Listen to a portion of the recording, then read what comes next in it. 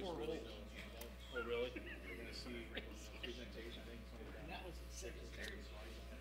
Okay. It's really geared towards where you folks talk about other things.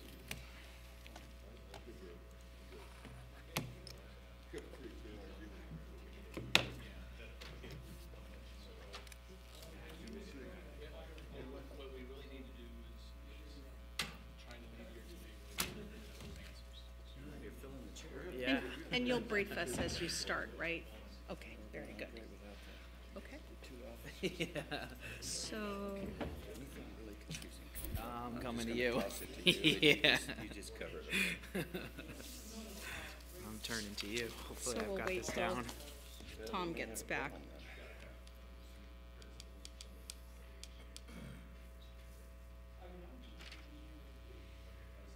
Ready? Okay. You ready? Okay. Very good. We are calling the Port Hueneme City Council special meeting to order here on Thursday, December 21st at 1 p.m. And with that, could we please have the roll call? Councilmember Fig. Here. Councilmember Hensley. Here. Councilmember Sharkey. Mayor Pro Tem Berg. Here. And Mayor Schnapp. Here. We have the agenda before us. Is there a motion? All right. Is there a second? Second. Okay, all those in favor? Aye. Aye, opposed? All right, motion carries. And then we move on to item number 3, open forum. We're allowing up to 10 minutes here for council to hear public comments on matters not on the agenda. Seeing no one in the audience besides staff, we'll move on to item number 4, public works, and Mr. Hickox, go ahead. Thank you, Madam Mayor, members of council. As you may recall, the last time we met with the consultant on the water rate study and cost of service study, there was some questions that were offered to the council for consideration. Some, I believe 1 or 2 of those questions were tentatively given answers to, but other answers are still unknown at this time. So today's workshop will be to provide a discussion session for you folks to mull over the issues, have your discussions as you see fit, and then hopefully provide staff and the consultant information related to those answers, and then we can plug into the rate model. So without any further delay, unless there's some questions, I'll turn it over to Mr. Gagnon. Thank you, Steve. Good afternoon, everyone. So I'll leave the screen come down. So just to recap, last time I was here on November 14th, Mr. Villafana gave a presentation on your water master plan, and then I gave a presentation on your rates. And if you remember, there were a total of 6. There were 5 special questions plus another question that I needed direction from City Council, and I presented to you those questions. And we went through preliminary rates, but when I left that meeting, it sounded like the city had to do some homework, especially along the lines of some big decisions about whether or not you reduce the principal, that $800,000, and whether or not you refinanced the loan. The city had to assess if that was even feasible and how it would affect the general fund. So today I'm hoping the city has done its homework and we can get through these 5 questions and then review preliminary rates. So just to do a recap,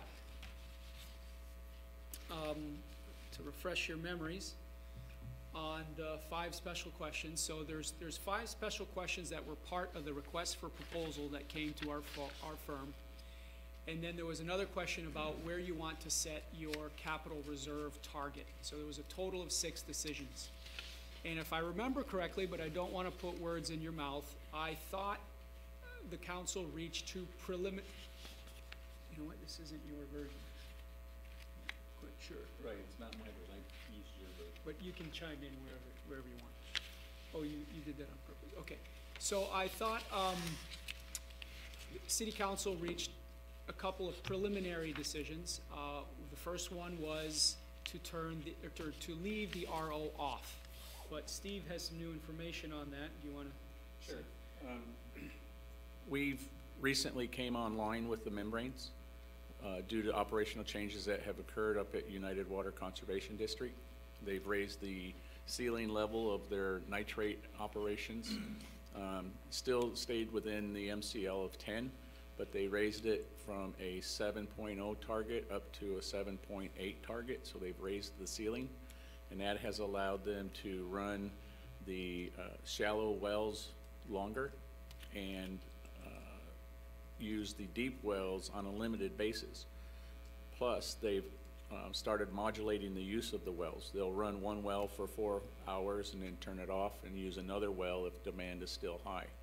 What that does is that gives the well like a recharge period to lower the amounts of iron and manganese coming up from the deeper wells, so that the first few hours of operation provide the best water quality. So they found that modulating the wellheads does help in meeting the demands and the water quality. So that has allowed us to run the wells. It's more effort on United staff to do this, but they've also made some changes to variable frequency drives for some of the wellheads that would allow them to come on and modulate in their operation based on actual demands. Instead of just turning on a well and having it come on at 100%, the variable frequency drives would come on as needed for as long as needed. And so that helps in the operation also. That comes at a significant cost to United's maintenance program. So with those changes, they've allowed us to operate the membranes, and we hope to stay online for a long period of time. So I think the takeaway here being that that decision is still up for discussion. Yes, and it depends on the council's decision if you wish to run the RO facility or no. Do you want us to ask you questions as information comes along? Because I see Mayor Pro Tem Berg maybe wanting to ask a few questions here. Is that okay? Yeah. All right, super. First question, is this permanent? I can't say it's permanent. It's basically, it's available until the water quality or the operation shows that Until it's not not. successful. Correct. So it's permanent until it's not. What's United Water say? I mean, what's their attitude? Are they thinking this is going to be our future for the time being? Yes. Yes, this is how they are going to continue operating. So far, it's been successful. I don't know what it has done to their operating budget, but Okay, so, and did you say it increases cost? United has incurred cost in order to do some of these upgrades. The VFD drive for a wellhead's probably close to $50,000. Is that going to come back to us? It'll come down to everybody that United serves. So, because it'll be in the O&M cost and go to all customers. Councilmember Madam Mayor, Munson. explain that just a little bit more on the wellhead need. The variable frequency drive, what that does is kind of like a dimmer switch for your lights. The old style was a flip the switch, it comes on 100%, and then they turn it off. There was no variable operation.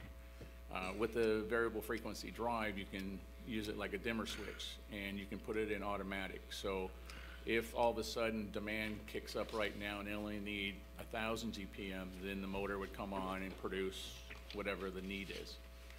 So it saves from having to run a well at 100% output, and it only comes on as needed. So that controller there's a cost associated with not only the purchase of the equipment, but also the installation. And so that it falls under the general operations and maintenance cost of their business. So now they have the direct switch and they're going to go to the variable, and it's going to be about $50,000, and we're all going to kind of partake in sharing that. I'm guessing the cost based on what we use at our facility and the installation. You know, they have a larger wellhead or motor, so I'm kind of adding a little extra cost, because our motors aren't as big as what they have out there in the field. So I'm estimating the cost at around $50,000. I'm sorry, is there any anticipation of possibly how long this better water might last? Month, 6 months, 3 months, or is it just totally blind? It's a little bit of both. We are hopeful that it will last for a long period of time. So far, the results show positive, that it looks good to be able to achieve that. However, at any time, if the modulating of the wellheads or the water quality within the basin changes, then we could see, the water quality issues return and possibly turn off the RO membranes. But for now, it's looking positive. So for now, then, my dishes are a little bit cleaner in the dishwasher and all that good stuff. Correct. Thanks a All lot. the customers are Thanks a lot, getting Mr. Hickox. better Appreciate it. quality water. So is there a value then to looking at this question that we answered last time with the RO off? Is there a value to have maybe some new calculations with the RO on for purposes of this study? Well, yeah, so that is a question that we would like to answer today, and if you decide to leave it on, I have a switch in the model to turn it on, and you will see the results with it on. Okay, great, thank you. Yes, Councilmember Fig. Steve, at the PHWA meeting, you provided an updated chart showing water costs with our RO, basically in a bypass mode. And it was somewhere around $325,000, $350,000. And my question at that time was, how do those numbers pass through to the member agencies? And you'd indicated a true-up process at the end of the year. Well, in our case, we're about 50% of that savings, correct? It's $150,000, somewhere in that vicinity. How does that translate then to the ratepayers? Because we've had this discussion before when we're in a bypass mode and we budgeted for RO. How are the ratepayers then compensated for the additional money that's been charged or collected with RO in mind? Maybe you could just explain the true-up process, because at this point you've indicated there's a savings of around $100,000 a year in manpower. As I understand it, was labor and materials. But we didn't factor in the water savings. Can you explain that a little bit? Because if we are going to budget for RO, I would like to at least have a policy that this board would consider that in the true-up process, the residents, in fact, will have an adjustment in the forthcoming fiscal year based on the duration of time that the RO was in bypass. Well, the true-up process is a PHWA function for its member agencies. The PHWA operates in a net zero capacity. So City Council would establish a budget for the next fiscal year, and in that budgeting process, PHWA also did a budget, and PHWA would determine, I'm just going to use a number, that the cost of an acre foot of water is $750 an acre foot based on the budget numbers. At the end of the year, the total water cost or purchase and the total amount budgeted would be evaluated. And if we were overcharging, say it was actually $700 an acre foot is what it came into. If we in fact overcharged $50 an acre foot, then at the end of the year, each member agency would be reimbursed or returned the $50 per acre foot to that agency based on their take. So then my question is, we get our share, and I'm guessing it's around $150,000, at least as it relates to water costs. How does that then translate to the customer that we charge through the city? There is no process that I'm aware of that gives back funds to the customers as a result of lower operating cost. If the money that was collected per the HCF use is in excess of actual operating costs, then the balance, I believe, would go into reserves, into the operating reserves, and then that would help fund the following year's operations or capital improvements. It goes into the water fund operating reserves. Correct.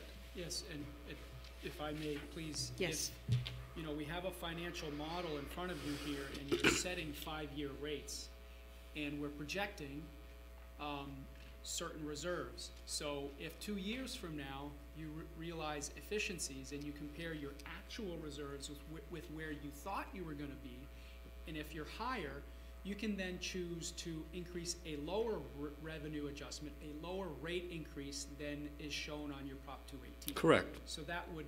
No, that's what I'm getting after, is if we're going to plan on a RO online for 5 years, given the spotty record we've had to date, it would seem to me that we do our own true-up process at the end of each fiscal year, and the customer gets the benefit in a lower rate. Because of the previous fiscal year, they paid more. Yeah. The other question that relates to this is that you'd indicated, Steve, that there was about $100,000 of savings a year during the period of time RO was in bypass mode. But that didn't include the water savings. Is that correct? Correct. That's just So operational costs. we could be looking at an additional $150,000 a year. I don't know. The chart you provided, I think, was for a 1-year period. And so when we get to that point in the discussion, I want to bring back into play all costs that have been charged to our customers for services they didn't receive. That is, the quality of the water that they were expecting, what they were paying for.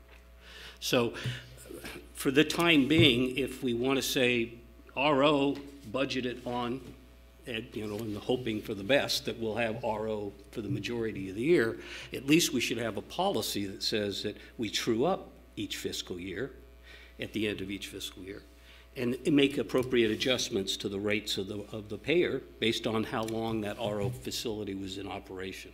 I guess there are a lot of moving parts here with the rates and with the charges and with this new, you know, the new plan of how United is treating their wells, et cetera, and running them. So should we just move on? And yes, Councilmember Just a Sharkey. question on that, because now I'm thinking, well, if we true up based on lower costs, well, if we suppose we had a situation that where the costs were more than we budgeted, how would that get covered?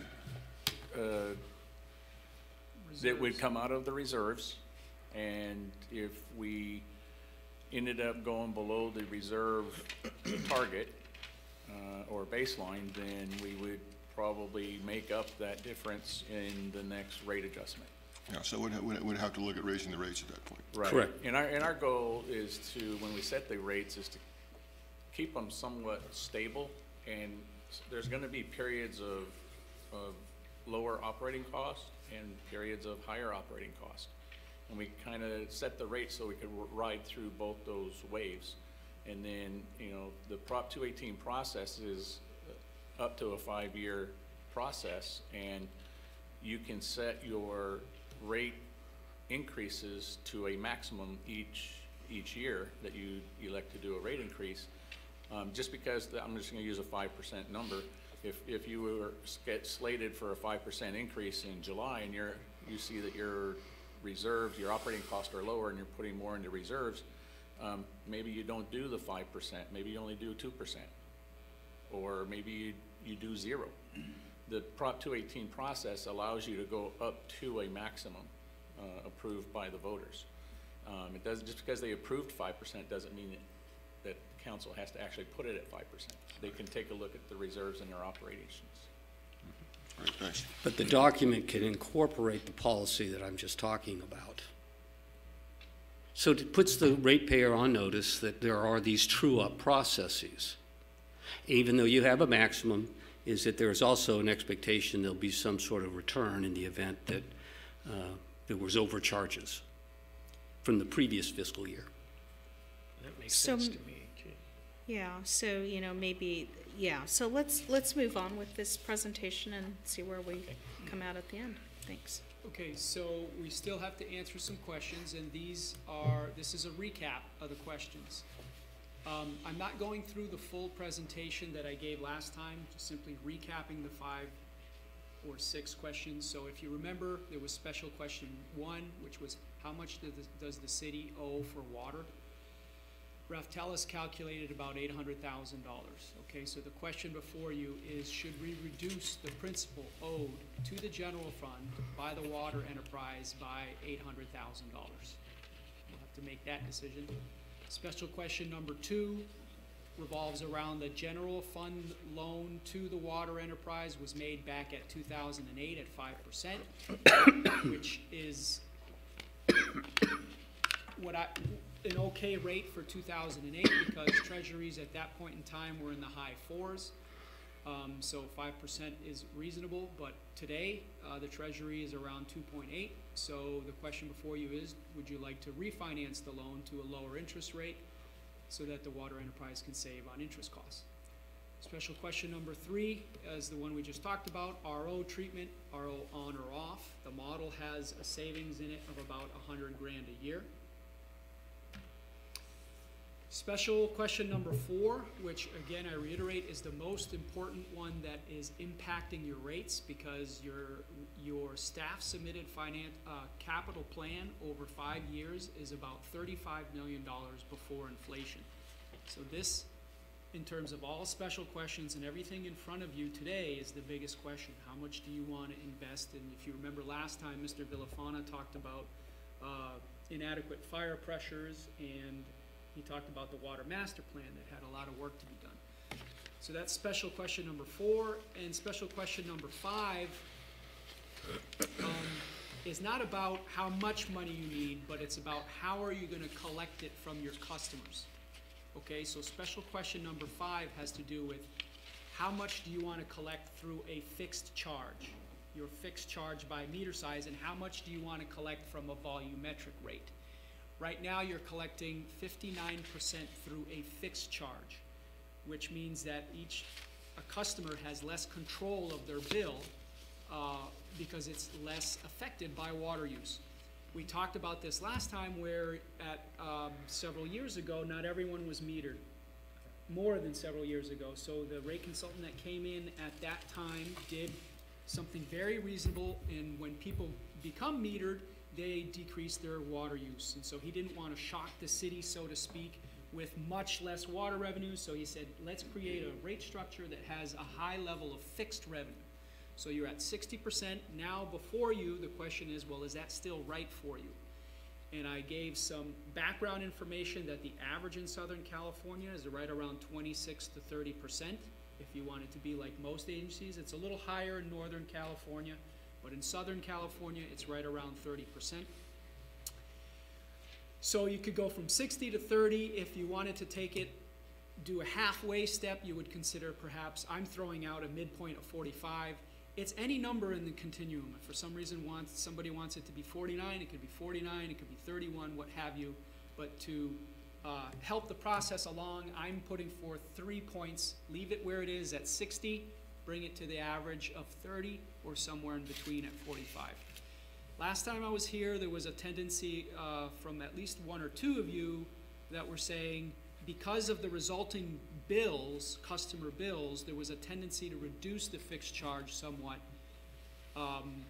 so that a certain proportion of your customers would actually see a lower bill. Your low water users would see a lower bill if you reduced your fixed charge. And that's all in the model. We can review that again today. So, one last one, your reserve goals. I believe we decided on 7.5% of asset value last time I was here. It was at 10%. So what this does, this is the goal for the amount of money you want in the bank. If you lower it, then that means over the long term, you'll have lower rates for your customers. Okay? And that also means less money to do the capital improvement, correct? Or longer to get.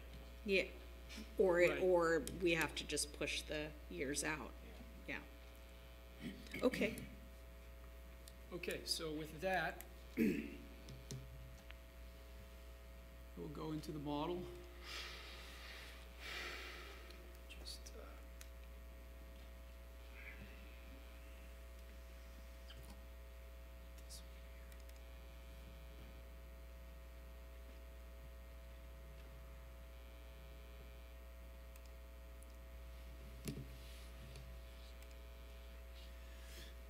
Okay, so it may be worthwhile to just state again what you're looking at here. I trust you can see that font on your screen. Is it too small? If it is, just let me know. But you're looking at, this is what's called our financial dashboard of the model. This is where you make most of the decisions, and you're looking at 4 different graphs here, and up at the top, you have these water revenue adjustments. This line is what affects your water rates. Okay, so if I were to put 0 here, it essentially means that you would not change, you would not collect any more revenue in fiscal year 2018 compared to your last fiscal year. Okay, revenue neutral. But in this particular situation right now, I'm simply saying you would increase your revenue 2.5%. Now, we haven't looked at what that means for customer bills. It simply means that compared to last year, you endeavor to collect 2.5% more revenue compared to last year. And we're sitting here in December. You see this month of March here. It assumes that the rates would be effective in March. So that gives us a few months to do the Prop 218 noticing process, which is 45 days. So staff would have to write up the Prop 218 notice. It would be mailed out. 45 days later, you can have the public hearing. We'd also, I think, we also have a public workshop that is scheduled to take place. So it essentially gives us 3 months to do that. And you should also know, so that would take place in March. And I can change that very easily if someone thinks that's aggressive. You know, we can change it to April. And of course, the more you back up rate implementation, the less time the rates are in effect. So that means you're collecting less money. But if you were to implement rates, I'm going to put it back to March. If you were to implement rates in March of this fiscal year, what this model is saying is immediately on July 1st of your next fiscal year, so next calendar year, you would have another rate increase of 2.5%. Okay, so whatever rates we enacted here, you would simply take them all and raise them all by 2.5%. And then same thing, following year after that, 2.5, 2.5, 2.5, and so on. That is the scenario that is shown right now. But of course, we're going to change that today. I just want you to understand what you're looking at. Okay, so this is the revenue adjustments. This is when you implement those rates. This is a line in case we need to issue debt to fund your capital. Then we have a number of the questions. The 5 questions can be answered with these toggles here. Here's where you choose how much capital, whether RO is on or off, how much capital is funded, whether you refinance your loan. And let me just explain the graphs again so you understand what you're looking at. This one down here is the most important. But this one simply says, this one is simply your revenue adjustments, okay? It's just the 2.5% revenue adjustments that you saw in the bar up above. So not too much going on in this graph. But this graph here is the stacked bars are your expenses in during any fiscal year, okay? And then the lines are both your current revenue is in red. Okay, so if I were to put this to 0 up here, both the red and the green line would be the same. So the green line is your proposed revenue, including these adjustments up here. And your red line is your current revenue. So if we pick any particular year, what this is saying is in 2019, using all the assumptions that we have, inflation assumptions, O&M assumptions, Port Hueneme water rate assumptions, in 2019, your costs are up here. And this peach or orange color is your CIP. Okay, you've got the definition down here. So blue is water supply costs. I think that's purple. That's other water O&M. Then we got pink is debt service, and peach is CIP. Okay, so you can see your costs outweigh your revenue, which means you use reserves. So this green area here is your reserves, and it's below the x-axis. Okay, so when you use reserves, your reserves go down. So this graph down here is nothing more than a graph of your reserves in the bank. Okay, so when you use reserves, your reserves go down. So in this year, you're actually funding reserves a little bit. You're not using reserves, so your reserves have gone up. Okay? This graph here is, like I said, your reserves in the bank, and you have an O&M target, which is the blue. Okay, I think that's 25 days or 25% or 3 months of operating reserves. And then you have your total reserve, which includes your capital reserve. That's the 7.5% that we decided earlier. So basically, if we're abiding by our reserve targets, the target here is to reach the red line. Okay, and then the scenario that I have right now is one that you have around $12 million in the bank right now, and if you were to do what I'm calling the AKM Water Master Plan, you're actually doing 57% of it, which is this funding right here, is at 4.1 million, 7 million, 2 million. So if you were to execute this amount of capital every year with 2.5% rate revenue adjustments, we're projecting that after 5 years, you would be roughly around your target. What is the, going back 1 year, the next bar up, 2021? Right.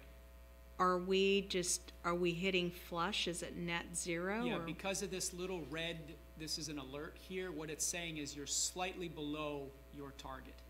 And it's up to you to decide whether or not that's acceptable to you. I mean, I would argue that because it's almost right at the target, you're okay. It's okay if you're just a little bit under your target. But if you were, say, down here, then that would be a problem. So yes, this is saying you are right below your target reserve goal. This little red alert symbol here. And how much is spent on CIP in this example, in those well, you would have, years? in 2021, you'd have to add all of this up. So it's I think it's 0.9. So this is 5 million plus add, is it 7? So 12 million plus, what does that say? Okay, so 16 and then add 4.4, so about 20 million. So I just want you to understand it. So now we come back to the questions. So let's, I guess, take them one at a time. The RO is off, so that saves a little bit of money. It might be hard to see, but if I were to say put RO on, that increases your expenses, so you should see your reserves go down here a little bit because you're using more money. Now, it's going to be because it's only $100,000 a year, I bet you these are going to move so little that I wouldn't be surprised if you don't see it, but I'll do it on. Okay, they moved. So as you can see, if you turn the RO system on, it brought this balance down a little, enough so that you can now see it's well below the red line.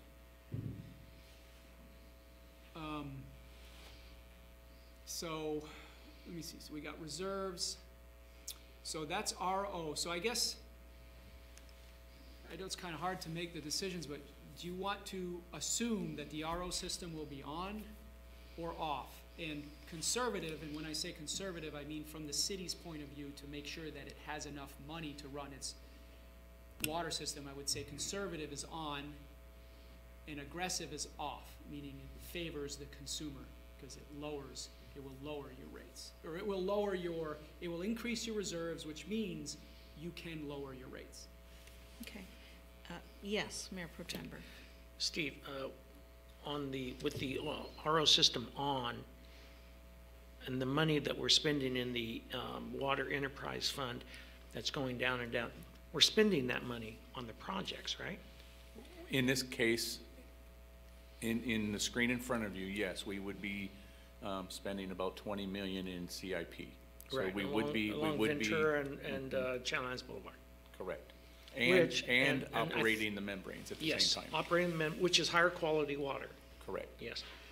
And I think part of our discussions last time was that while we do have a lot of improvements we have to make, we don't have to make all of them all at once. There's pipes down there that are going to be okay for a while, and we can go into this more gently. So Just wanted to understand that. Good, thank you. Yes, Thank you, Councilmember Madam Hensley. Mayor. I believe that we have an inherent obligation to our users, me being one of them. And we've had that RO system designed and to use, and we're finally using it again. We don't know how long it's going to be, but for at least temporarily, we're looking at 2021 here, 3 years out. So consequently, I think we're obligated to continue using the RO system as long as we can. We may have to make some adjustments as we get closer to 2021, but new things may come down the pike too. This 3 years, and science is just expanding exponentially. We don't know what's going to be there, and surely something is going to be there. How far it will be, but I don't want to forego that obligation to the rest of my constituents. I don't want to go forego that obligation to even my own self and my own washing machine. So I'm very much in favor of keeping this RO system going as long as we can, because we don't even know how long it's going to be. You know, I like the word obligation because, of course, we do like the better quality water. Yes, that's And what we've been proud certainly of for so long. Certainly if there's a cost involved to that, I think it's something that people would have a smile on their face because they're just paying a little bit more for the privilege of having better quality water. And they won't, I'm trying to tread lightly here, they won't see that change in their bills as a result of the RO system being on or off. Where they'll see it is in the rates, and it can come in place over time. So you're right, Mr. Hensley, that there are changes ahead of us. There's weather patterns that could impact us. Regulations could impact us. The quality of water can change. Yes, there's a whole list of variables out there that have an impact on our operation. That's why it's important to determine, you know, maybe nowadays if we're going to continue with that operation. The investment's been made for many years now. For many years, the benefits were received. The drought came and threw us a curveball, and we had to adjust to it. And in doing so, it required us to temporarily suspend the use of the membranes. But we've now become more educated with the basin manipulation, if you would, and we're able to operate. So yes, I would like to say that as long as we can, we should be operating the membrane time. To make an analogy of it, when I was a kid living in a ranch up in the hayfields of Oregon, it's cut hay when the sun's shining. In other words, we have fresh water now, or putting through our RO system, and I think we should take full advantage of that and provide it for our customers as much as we can. Like I say, to me, it's an obligation. Okay. So have we come to the end of the presentation? Do you have anything else that you'd like to share with us here in this graph or or your PowerPoint? What I'm thinking is we'll make some preliminary decisions, and that was one of them, the RO. And we've got a couple more decisions you need to make, and then we'll look at the rates, at the water rates. You'll see how it impacts the customers. And if anything doesn't sit right with you, you can always come back and change your decision. But I'd like to go through the questions. So that's one. Okay. Are we done with? So shall I assume that we'll leave RO on, at least for the first look at the rates? So I'm looking at my counsel here, and Well, as long as we can revisit this question, that we do true up at the end of each fiscal year, and to the extent that the RO system was in bypass mode, then the ratepayer should receive some sort of an adjustment in the next year's rate structure. so right now the assumption will be is that the RO is on. Okay. So Right. Yes. Okay. Yes. Go ahead. One quick question, Sure. It's germane to it to a degree, but not that much. I'm wondering this 5% loan that the city has loaned the water agency, what is that 5% interest break out to approximately every year? How much the debt service is? Yes, sir. I have that. Huh? Yeah, that sounds right. 14 million? As that balance goes down. But that, well, we owe 14 million, but what's the interest rate that we're making extra off of it for the city? If you have, I just looked, 5-year CDs are about 2.25%. So if the general fund had that 14 million invested somewhere else, it might get, a percent, 1.75% less in revenue, if it was invested somewhere else. I don't think we would have put it tied up longer than 5 years. But, if there wasn't any need in the general fund for those reserves, you could tie it up longer. I mean, realistically, it's tied up longer because it's loaned to the water fund. The water fund couldn't afford to pay it back without refinancing the debt. Right, okay, thank you. Madam Mayor, may I ask a question here? Yes, yes. Thank you. As you no doubt know, Mr. McDonald, the Department of Finance and the State Attorney General accept interfund loans provided that there is a written loan agreement of a specific term with specific interest and specific repayment provisions, which are made as agreed.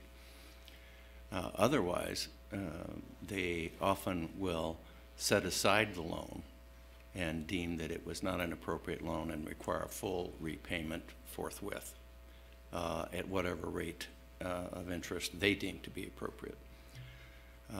So my question here is, do we have that structure in this case? Do we have a written loan agreement between the city and the water fund? Yes, please do, because I believe it'll be better for recording. Thanks. The information that I got from Steve the other day was a spreadsheet that showed all the different loans. It appeared to me that every year they took out a loan, they did a separate process for it. I haven't actually seen an actual agreement in place. And I think what you're talking about really came into play in like 2011, 2012 when they dissolved redevelopment agencies. The city I was at made loans to the redevelopment agency for projects, and it saved huge costs in underwriting those loans.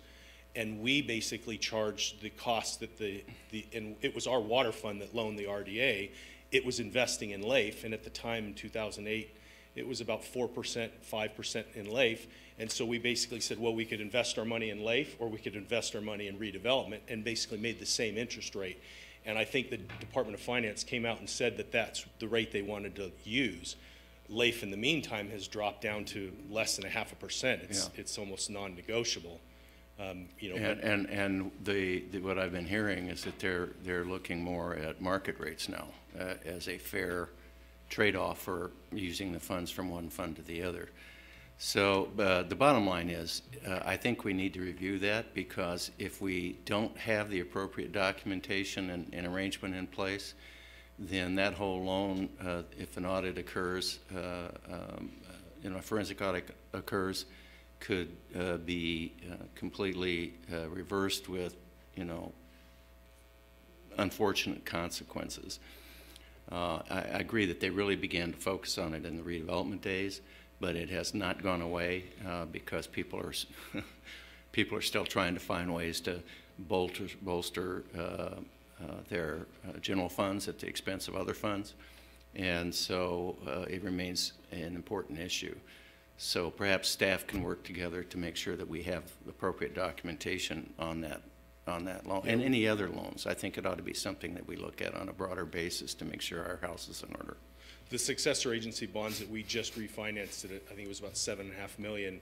Those were about 1.95%, and it was about a 6-year term, I think, on those. So, that's probably the market rate. If we went out to repay those loans, whether it would be the loan to the general fund or just the loan to somebody else, it would really be my recommendation to refinance at 5% for a long-term loan is a little too high in this market. Now, if we wait a couple years, 5% might be. I mean, everybody I'm sure can remember 20 years or 30 years ago, you'd get a 30% loan, and during the 70s, it was in the teens. You know, so it just depends on where the market rate is. With the Fed raising rates, it's going to have a tendency to raise those up. Well, but the way that the Department of Finance and the AG's office look at it is if you make a loan document in 2010, and that loan document is based upon the interest rates that seem reasonable at the time, and let's assume it was 4.5%, and you have a 8-year payback term.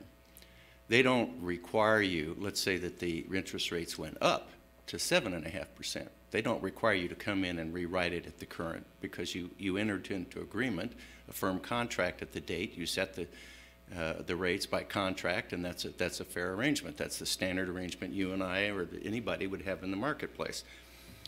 If it goes down, it's the same thing. They don't require that you pay less because the market rates have gone down.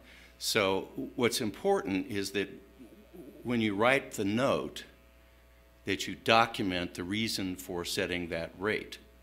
And you know, you put in the file the current rates, or you know, you compare with LAIF and market rates, and you have a file so that if there's an audit, you can defend the interest rate.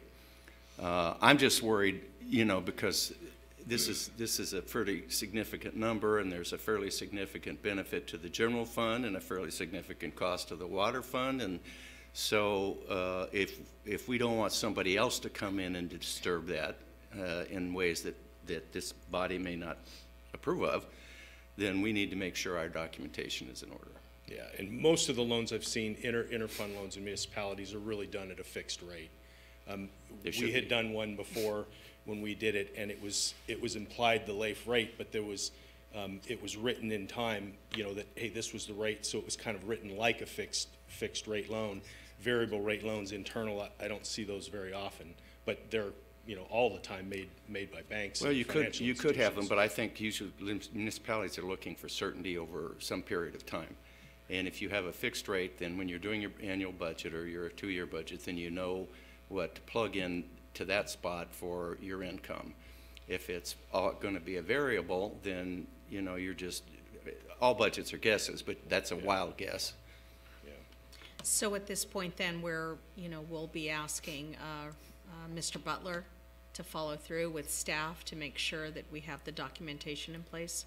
I think that's important for us to do here, as it is in all of our loan situations. I just have an uneasy feeling that maybe we haven't observed all those formalities, but I don't know. Okay. And it's better to be proactive about it than to have somebody come in and say, guess what, you're having this dramatic effect on your finances because none of these loans that you've done over the years were done properly, and we're going to recharacterize them, and you have to transfer this back to that, and, you know, it's just... Okay. Yeah, because everything I So looked at noted. was Excel spreadsheets calculating the loan, the interest rate, and the payback period. It was probably 6 or 7 different ones showing the different years, and they were all at the 5% rate. Yeah, well, we need to go to the source documents Yeah, and make sure there's an actual written promissory note, because if there isn't, then we're not in compliance. Yeah, because whether there's a written one or not, that's an assumption. It would appear to me that they would, going to the trouble of setting those up separately, but, you know, until you actually see the documents. Madam Mayor, Yes, Councilmember Short. if it's helpful at all, my recollection is the rate was originally 8%, and it was normalized at 5% in the last decade as part of the rate-setting process at that time.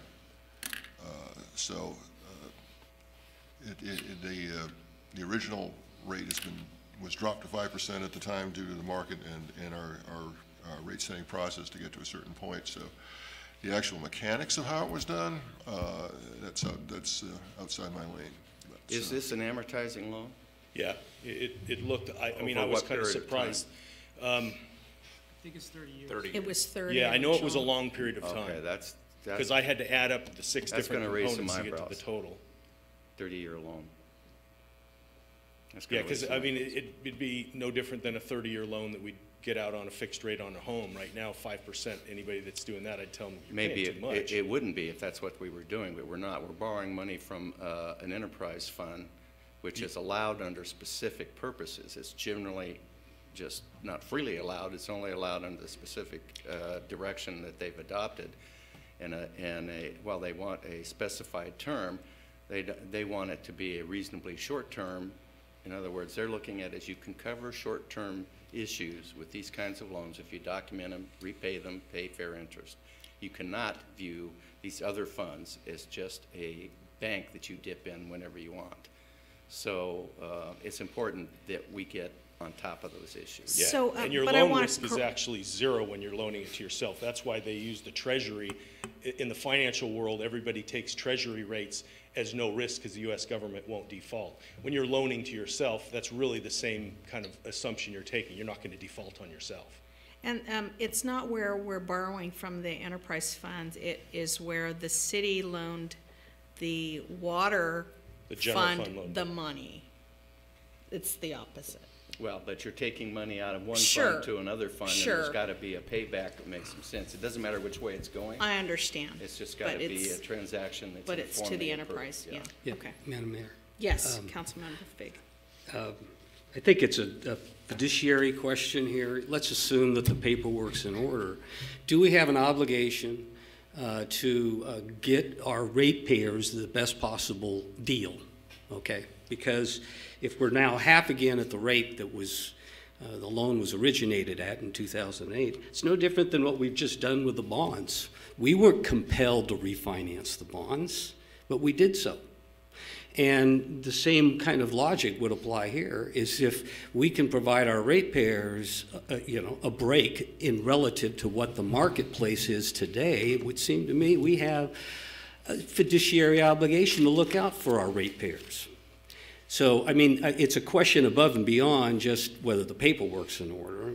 It's more of a philosophical question of should we not be looking out for the interests of our ratepayers? Well, now, I know that you know- there are members of this council that will say, oh, yeah, but the general fund, we need the interest. Well, we may need the interest, but you're not really addressing the issue head on. Do we not have an obligation to make certain that we are charging our customers for the very littlest amount necessary to cover the service? And that includes interest charges on borrowed funds. So to me, it's above and beyond just, and it's important we get our paperwork. Yeah, because I mean, if I was making a financial recommendation to the water fund and ignoring the general fund, I would say refinance that loan because you can get a better rate. Now, when I step on the general fund and don't have any look at the water fund, I'm like, well, you're going to lose that extra 3% in interest that you probably could get, in investing it. But, if you invested those water fund reserves in a 30-year note, you might get close to 4 or 5%. So the general fund may still be able to take those reserves and earn that kind of money without the water fund paying, maybe higher than market rate interest that they could get. This is the inherent conflict when you do these inter-fund transfers, is you end up having different sectors of your constituency having a different effect. And the general fund affects everybody in a lesser degree, and the rate changes affect a smaller group more significantly. So it's always, and that's one of the reasons I think that the AG's office has really pushed for a set arrangement, because it establishes a fair basis for that transfer, looking at it as if it was an independent loan. That's really what they're trying to do, is say, let's create as much of an independent, as if it were a bank loan as we can, so that we don't disproportionately affect particular segments of our constituency. And I know exactly what you're saying, which is you have a smaller group of people who are just are ratepayers in the water, and they're being affected by this loan. But then so are the people. So are the people, who have paid into the general funds, which includes those people. So it's a difficult issue, and one that they're really struggling with. And I think that over the next 5 years, we'll probably see even stricter rules on these kinds of interfund transfers. And certainly, I do recall what Councilmember Sharkey pointed out, is that originally the loan was higher than 5%. And when we looked at the rate study, we brought it down. So we effectively were looking at what our ratepayer was actually being charged, and felt that it was at such time that we could bring it down that we did. Do you remember what hopefully the help. purpose of that loan was to the fund originally? Was it just to cover operating shortfalls, or? The way, the information I got, because the loan amounts originated in different years, it kind of appeared to me on the surface that it was covering shortfalls in the water fund's operating costs. I mean, Rather I than usually see it raising the other rates? way around, where the general fund goes short and somebody has to loan it because you can't have a negative balance. So my assumption is the water fund was operating at a loss, and the general fund loaned it the money to cover it. So the rates weren't increased enough to cover the Yeah, operating. and when you Right, do that and that's interfund where loan. the taxpayer was subsidizing the ratepayer. Yeah, see, it goes back and It's forth. It's that- hard to ever equalize once you get into these And when you things. do those interfund loans, like that $7.5 million loan, it cost us probably $150,000 or more to refinance it. When you're doing it yourself, you pay some staff and some attorney Right. fees, but you'll maybe pay $3,000 Right. to do it. So there is a savings for the ratepayers to refund it internally rather than externally, because you don't have to pay advisors and all these bond counsels and all that. Yeah. Madam Mayor, Yes, yeah. Councilmember Yeah, Sharkey. there was a loan to pay for metering the city, because we were not metered until Right. relatively recently. Right, that was quite a That bit was of it. part of it, and I don't recall if there was any capital So the expenses or concept not. was then you pay for the meters out of the revenue that's Right. generated from the Right. metering. Yeah. Okay. And there may have been other capital items that I don't recall. Well, anyway, I'm sorry to detour you here, but I think this is a significant issue in terms of a third party out there that could come in and upset our whole apple cart. I mean, we're doing all this planning and so on, and our apple cart could just get turned over because we didn't do something correctly. And I think it's worth, as they say in the military, covering our six so that we don't have somebody sneak up on us. Okay, Thank you, very Ken. good, all right, thank you.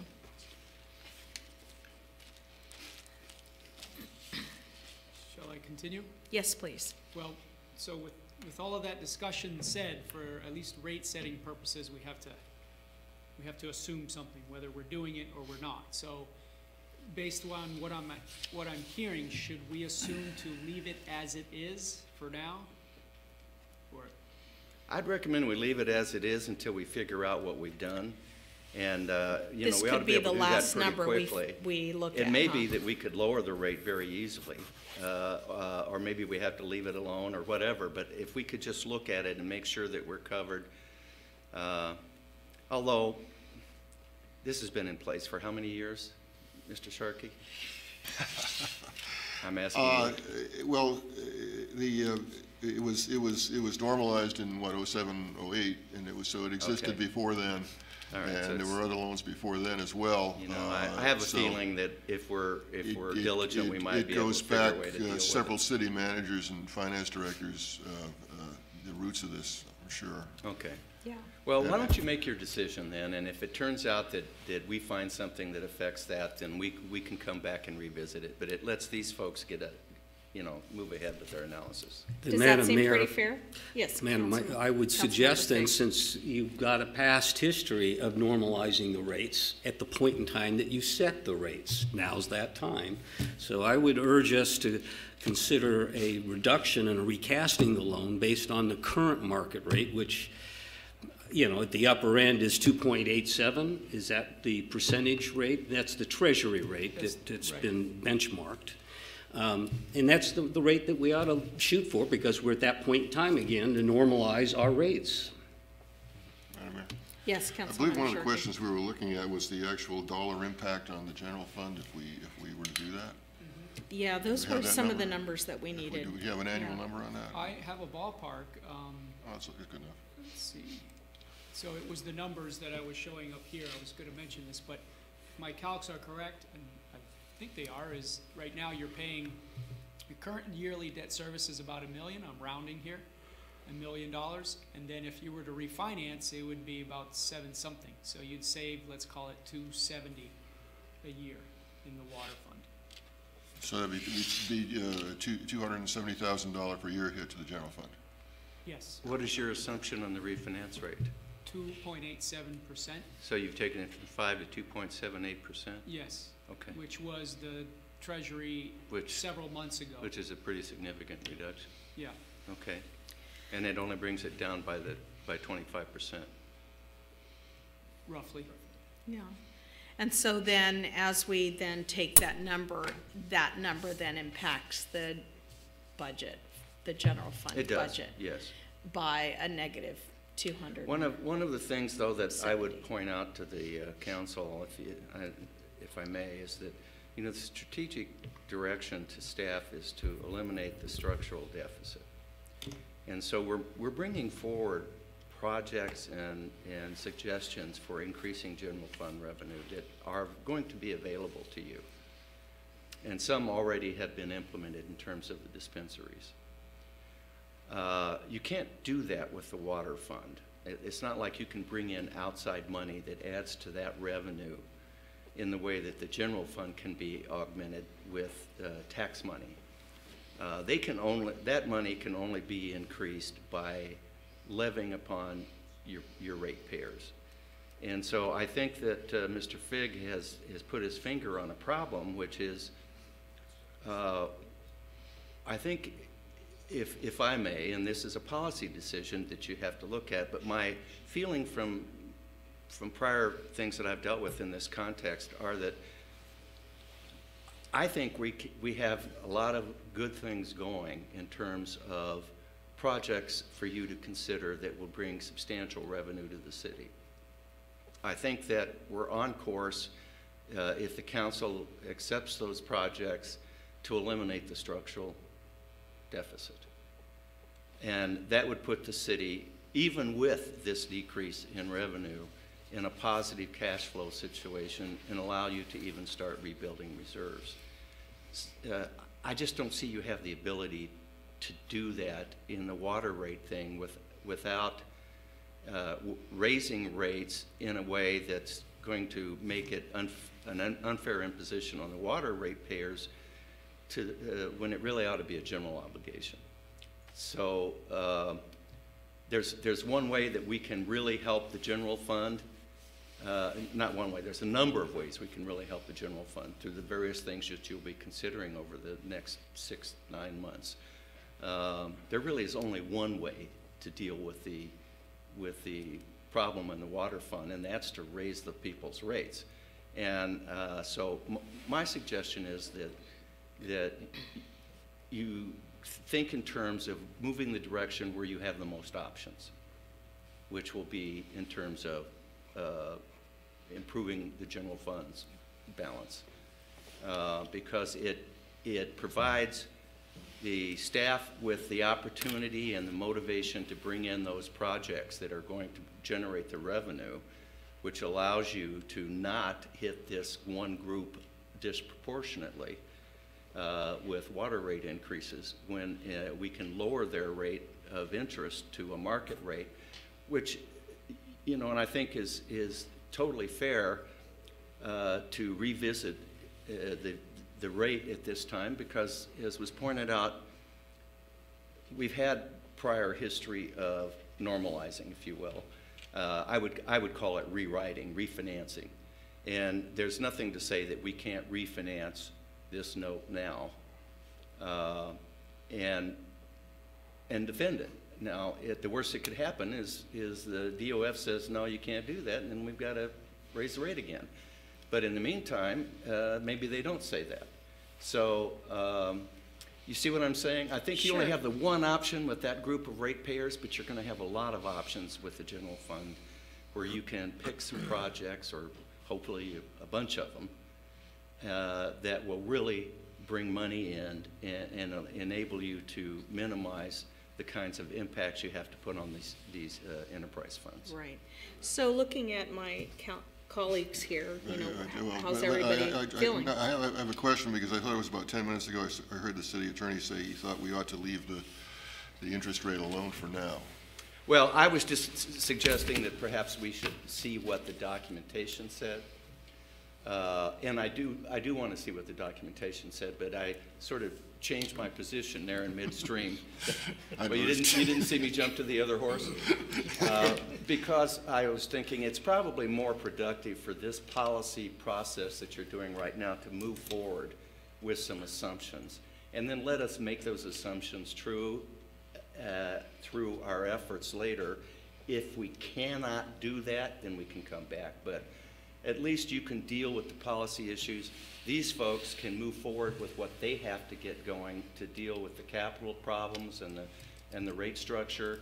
Go ahead and set your target rates, and you know, if it turns out I find some kind of problem then I'm going to be as creative as hell to get around it. And if I absolutely can't, then I'll come back and say, okay, shoot me, you're going to have to revisit it. Well, Madam Yes. Mayor, I would like to see us, I'd like to see some of those other trees bear fruit before we start messing around with this. That's all you know, call. I mean, I'm just saying that yeah. I'm removing my objection to that because I think that it can be dealt with later, but your whole policy thing needs to be put together. And the other question, I guess, is when we spread that out to the average ratepayer, how much does it mean? Do we know? $270,000 a year. Divided by your number of accounts, if anybody has a calculator. I think it's like 4,000 something. Yeah, 4,000. Would that be a pure straight-through transfer? Or is that, 4,300. other costs get absorbed in there somewhere? Let me add, I went and asked Tony where the files were. I grabbed one. It was the original loan file. It was written in '98. The rate was 8%. There was a promissory note in there. They had a refinance of it down to 4%, I think, in 2002. So I think over the life of some of these, they have kind of refinanced them to the current Okay, market good. rate. Then So we're- I think the assumption I at think we're good then. 2.887 is probably as fair as you can get for the general fund and the water fund both, even though the general fund may get a little less water. And the refinancing is consistent with prior practice. Exactly. Yeah. I mean, we definitely would want to do it with a If revised that's the note. case, if we document it at the beginning, then even if we missed a step along the way, we can fix it. Yeah. So, Councilmember Sharkey, are you done with your Well, questions? I was just curious, you know, if we're looking at reducing the payment to the general fund by $270,000 a year, what that would mean for the average consumer bill. Well, Steve just did a calculation simply by taking $275,000 and dividing by all your accounts, which is 5,800 approximately, and it's about $4 a month. But that's not exactly the same as what you would save on a bill by going through the rate structure. Obviously, But yeah. it gives you a ballpark. That's what we need to know. Okay, Thanks. all right. Councilmember Hensley, yes. Thank you. There's a lot of fog here, a lot of variables, and I'm trying to get it fixed into my mind's eye here. I'm just assuming that our every 2-month bill for the fixed rate is ballpark $100, somewhere around there, average? What's, but not the other add-on 100 cubic feet and all that stuff. It's like The 70 ballpark fixed rate. $74 or something. $74? Okay. Oh, this is monthly. Okay. No, I just figured 100 for the holy heck at it. We're setting somewhere around 50% for the fixed rate of the bill.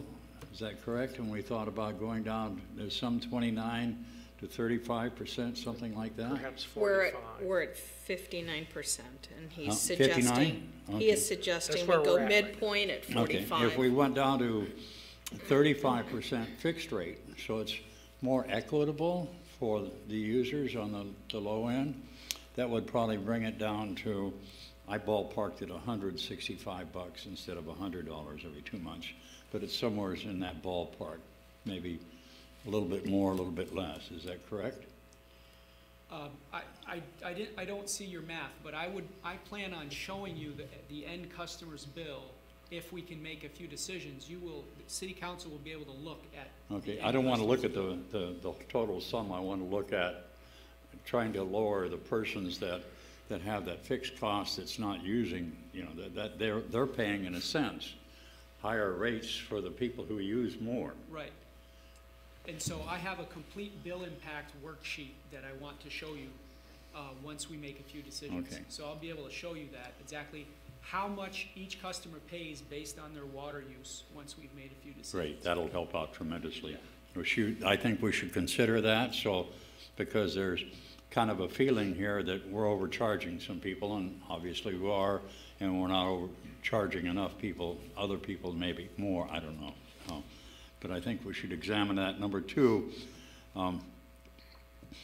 the loan is kind of almost like robbing Peter to pay Paul. But we're getting what, maybe somewhere $70,000 a year in interest rates off of it? 100,000, okay. So that's something we really need to look at. And do we have a consensus to keep our RO system going as long as we can?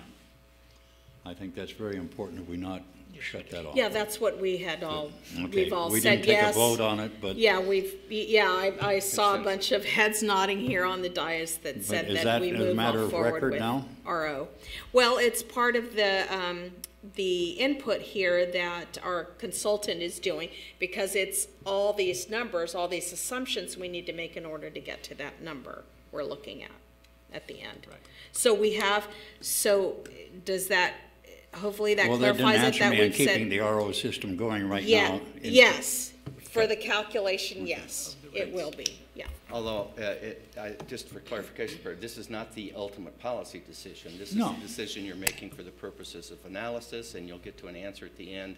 And if you don't like the answer, you'll change some of these things. But Yeah, There's a lot of fog and a lot of variables. Yeah, and a lot of yeah. things to- yeah, so at least we've identified that as yes, leaving the RO on. Yeah. On keeping the RO system going and hopefully finding a way to adjust our rates so it's a little bit more commensurate with the real user's needs. When we get to the end of today's discussions, or the ends of these answers, the consultant will be able to show you an example of the impact to a individual customer. Okay, good. Without picking either a high user or a low user, just, this is, as a result of your decisions today, this is the impact that it would have on this example of an account. That's right. Okay, So, shall I leave debt service untouched, at least for now? We'll look at rates. so, I'm feeling that there is some kind of movement that says, we need to consider this. Let's look at it at the very end. Let's make it one of that final number that we decide whether or not we're gonna touch the interest rate. Is that okay? Do you With the need these in series in order for the model to work, or can you? No, like I said, we can look at rates and then we can go change these decisions. Okay. But at the end of the day, before I leave, I am hoping for, in our contract, we have a public workshop. And in order to show the public what their rates might be, I need some concrete decisions to go forth to Right. the public. So before I leave today, I would like a final decision. But at this point right now, before we go look at rates, it doesn't have to be the final decision, because you can come back, for instance, if you look at the rates and say, oh, that's terrible, we can't do that, let's go back and make some different decisions. We can do that. Right, okay. Okay, so I'm gonna leave current debt service alone for now. And now, the biggest gorilla in the room is how much do you wanna spend on capital? Okay, so that's this button here. And, okay, so I'm gonna put it on full city CIP. Okay, which is the CIP that your staff submitted. It's $35 million over 5 years, and I believe that's uninflated. So after you take account inflation, it's gonna be more than that. And what this is saying here, and this is your CIP graph right here, right? So I can read it. Is that so you're doing 9 million in, my mouse is, okay. So 9 million in 2018, 6 million in 2019, 4 million in 2020, and then 12 million in 2021. Okay, so that's the full city CIP, and what this is saying is right now we have a slight increase in your total revenue, 2.5% per year. This is saying you can't afford it, essentially. This is your reserves in the bank. Okay, by 2019, you will be right at your O&M reserve. You will not reach your capital reserve. You will be at your O&M reserve. Then after that, it's only worse news. So if you wanted to do this full city CIP, which is a lot, it's aggressive, it's 35 million, 36 million before capital, you would have to take on debt. And I'm just ballparking here for the purpose of rates. I was playing with this, and I think it's around 16 million in debt. So 16E6. So the city takes on some debt there.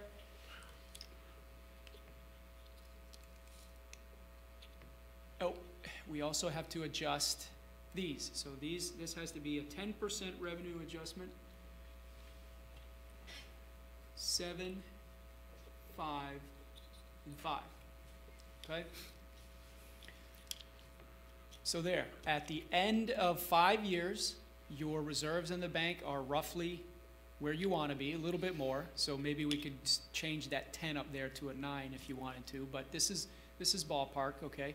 You're roughly where you want to be. You're doing all the capital that staff has submitted, and you have a revenue adjustments of 10% this coming March, 7% next July, 5% after that, and 5% after that, and then, you know, after 5 years. We do rates in 5 years. Financial forecasting after 5 years gets really fuzzy anyway. In fact, it gets fuzzy after a year or two.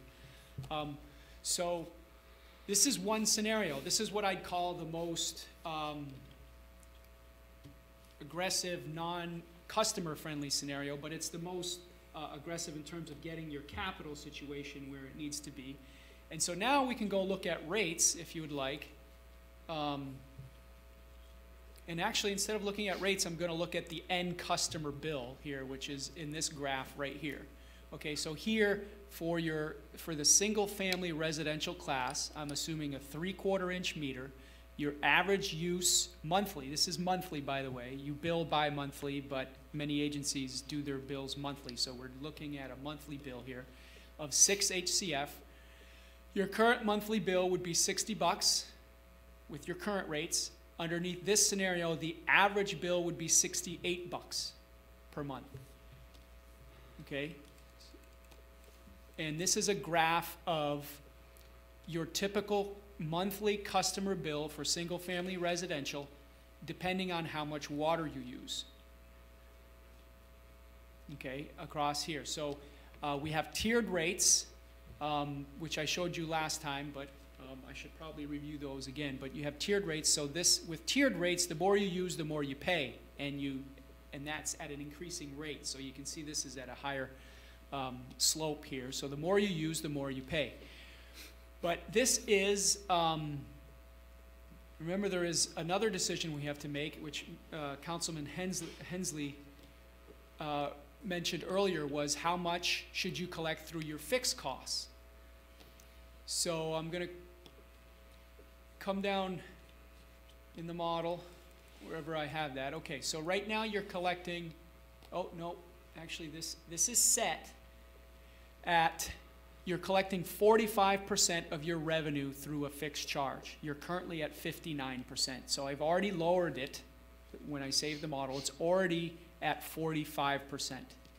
Okay, so your rate, your impacts would be even higher to your low-end water users. If I were to go to switch that to bring it back to where you are now and collect 60% of your revenue through a fixed charge, this line down here would go up.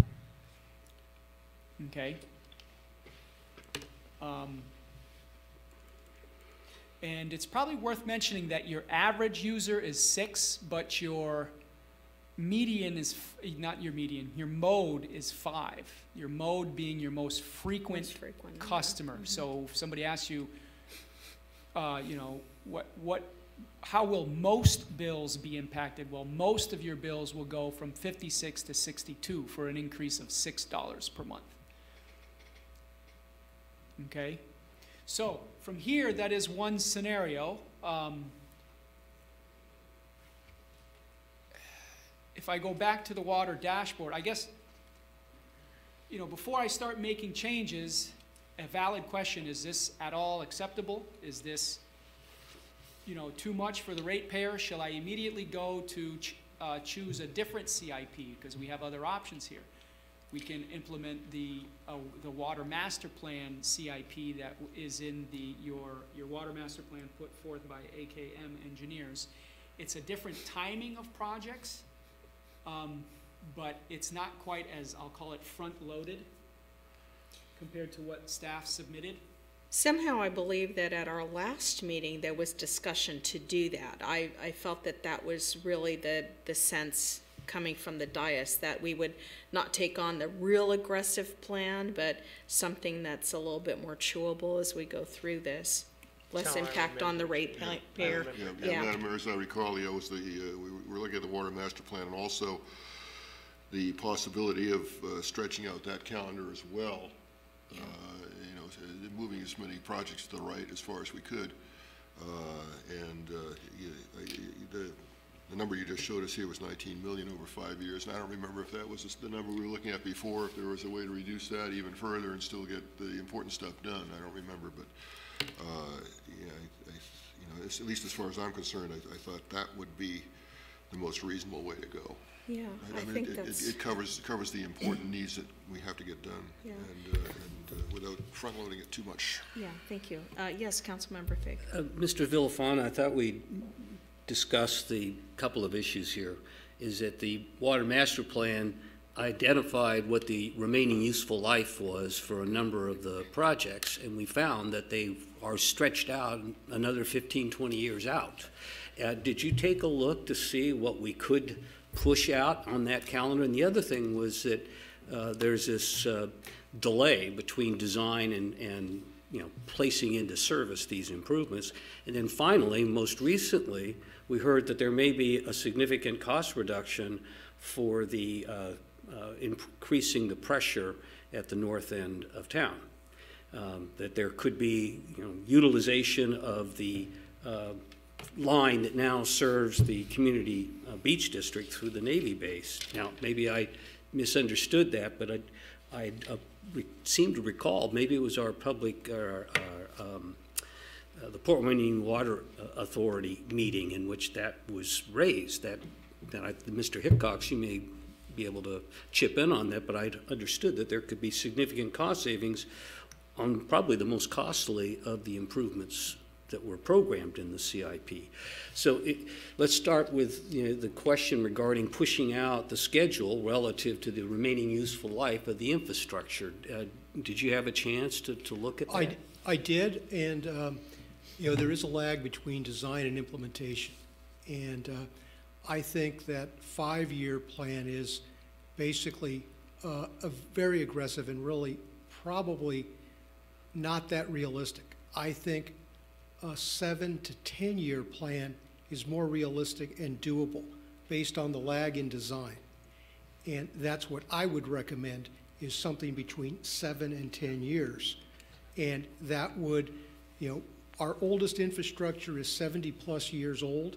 So and that was done in 2011, that analysis. So by pushing it out 10 years, we're going to be in the 80+ years for some of our older infrastructure. But I think, that if we do stretch it out to 7 to 10 years, we should hopefully not have a major issue, and it would be doable, and we'd have, that system. I've also started looking at value engineering, and I feel that, the Water Master Plan has some areas where we can do value engineering. And what I first looked at was, not to go up Ventura Road, because that would be very disruptive, very costly. It would be it would have to be a slow process. It'd be limited work hours, possibly night work. We impact the base with access. There's a lot of other utilities in there. So it's not production work. That's why I started to look at other options. And the other option that I think right now makes a lot of sense, and I've started working on this, is utilizing that PHWA line that was put in 1996. And if we could tap into it at the far end of the base, then going up the shoulder of Victoria, which does not have a lot of problems, then we would save substantially. And it would do two things. One, it would save the city money. We would also be able to increase the fire flow because it is deficient, and also provide a second way of feeding the Navy base. So it's a win-win operation. And I think if I approach the Navy that way as a team player, because it does have benefit to them, I think there's a better than a fair chance that they would be willing to work with us and consider that. And the same way with the County of Ventura, because we would have to get an encroachment permit from the county to go up Victoria. So these are the things that I think we can look at to value engineer that Water Master Plan that would save us money. It would stretch our dollar And that's what I'm looking to do. And that's what I feel confident we can do. And that's what, so really, spending that much money in 2018, we're not going to be there. We're going to be in design. We're going to be in preliminary route design for this first year. And then we'd start doing this. So I think we could stretch it out, do value engineering, and save the city some money, and also, by stretching it out, not have such a severe impact to the rates. Okay. So in the calculation then, could you make those adjustments if we were to do that? Yeah, we would just need a few, maybe 5 or 10 minutes. Okay. Because right now, what I have in the model is straight out of the water master plan. You have there's 8 projects in there put out by AKM, and I've started in fiscal year 2018, you're doing project number 1. In fiscal year 2019, project number 2. You're doing a project a year, except for the very last project, which is a big one I split over 2 years. I think project number 1, which was the supplemental water line that goes up Ventura Road, and that was, I don't recall, I have my information at the seat, but I don't remember, but that was a very costly one. What was the? 4 million. 4 million, okay. So project number 1, 4 million, 2 is 7 million, and so on. You can Which, see. what, 7 million, which one was the line up? The 4 million was the line just in Ventura Road, is that correct? I'd have to get Yeah, into the. I believe that was that one.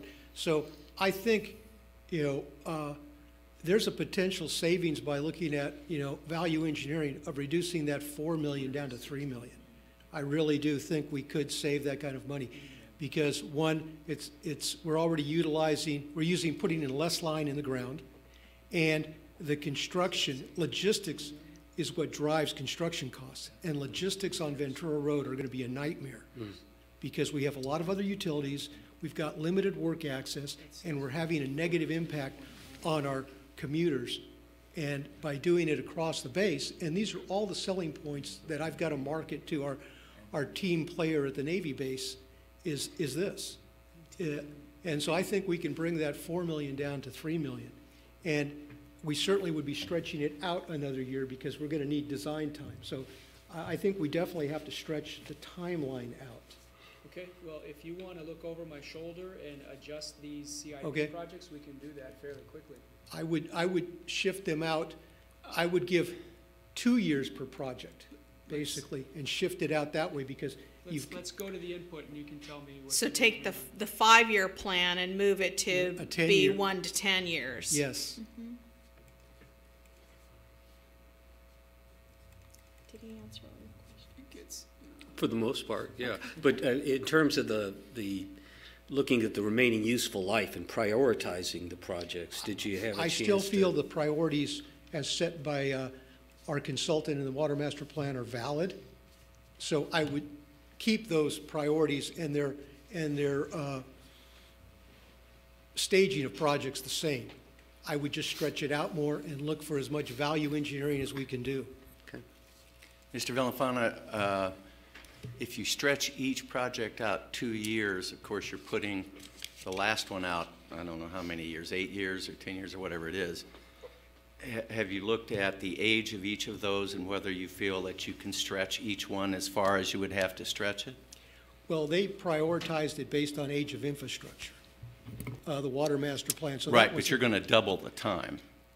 we are going to do it, but I think You think that's within the realm of acceptability?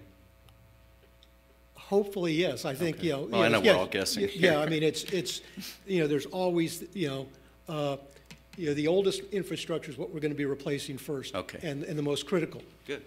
And that's what we're going to do. So, yes, there's always, we're always hoping that, that we're going to get 85 years out of that life instead of 80. Gotcha. But Thank you. I think it's reasonable. It sounds like good methodology, yes. So, Councilmember Sharkey. for the purposes of this exercise, we need, I guess, a total dollar amount over, 10 years, I guess, is what we're looking at. So, and you thought there were cost savings to be had. So we had right now, 19 million over 5 years, so what do you think? Well, now remember, we've got to deal with inflation and other things, so I would probably stretch that based on, potential cost savings that value engineering, I wouldn't reduce that 19 million, I would stretch it out. Okay. Over the 10 million, over the 10 years. Okay, all right.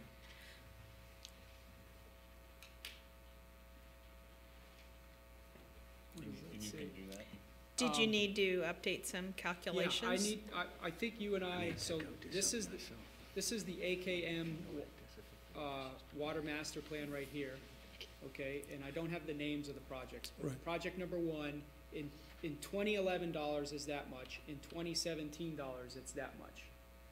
And so, right here, we could reduce the cost of each project, but the total AKM water master plan is 30 million for all 8 projects. So, do you wanna maybe split this in half? Or what, so at the end of, let me see, so you wanna spend $19 million over 10 years. That's the Correct. ultimate. Correct. Okay, so right now we're spending, it looks like it would be 35 million over 10 years, so, let me see, 1, 2, 3, 4, 5, 6. And of course, things could change if we have high inflation, that could change. So,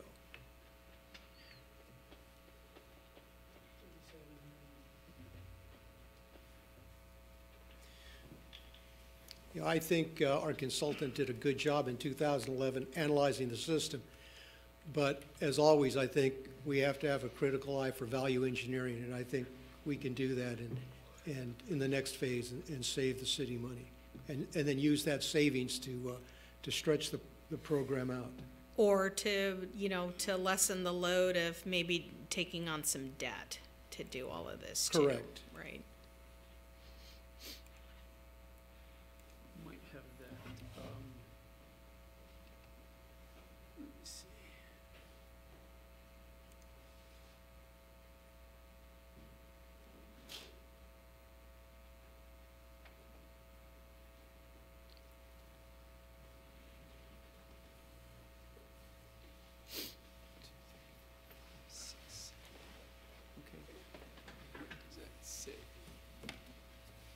Can anyone read that number right there Which one? at the, 41,194,902. Yeah.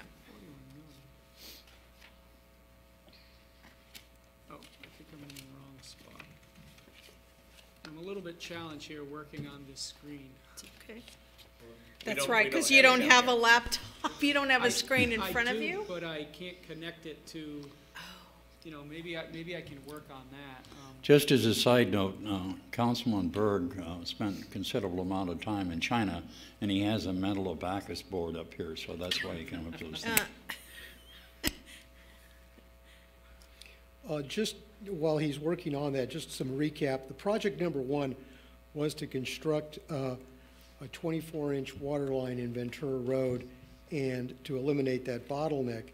And, that was an estimated cost of $3.5 million from on here, on the, out of the water master plan. And then the next one was an additional nearly, the first one was just under 4,000 feet, and the second one was just under 5,000 feet.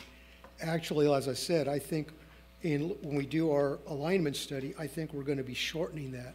And by shortening that, certainly that's going to be savings. So, that's what we're going to be looking at. And then they talked about constructing projects 3, construct a 16-inch water line on Channel Islands Boulevard, going up on Channel Islands Boulevard. I'm not sure we're going to have to do all of these as we do. If we are allowed to connect as I'm proposing, we may be able to actually eliminate some of the lengths in other projects by doing this. So that's what I mean by the value engineering.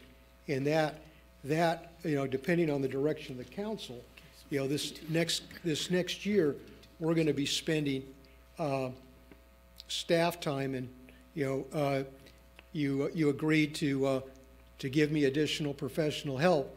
we're going to be doing that in-house to do this initial alignment study, meeting with our partners at the base, doing some of this initial value engineering before we retain a consultant to actually design phase one. So, yeah, I'm hopeful that we'll be able to see savings in other portions of the water master plan as we go along and analyze it.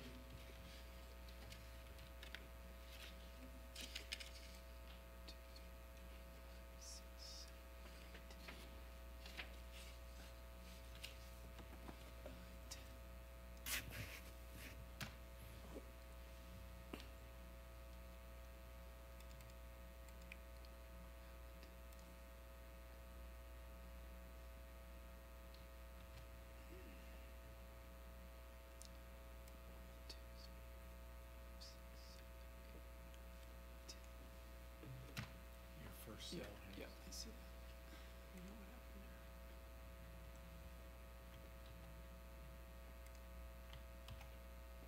there? There, okay.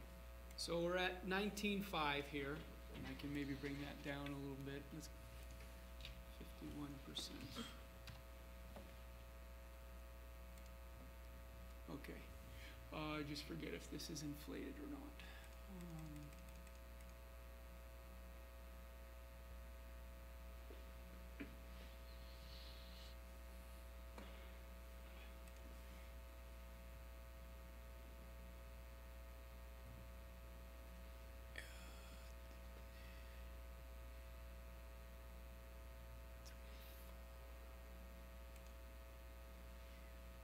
Did you get to do all this with your 3, 4, 7, 6, and 20. Yeah, I was finance major.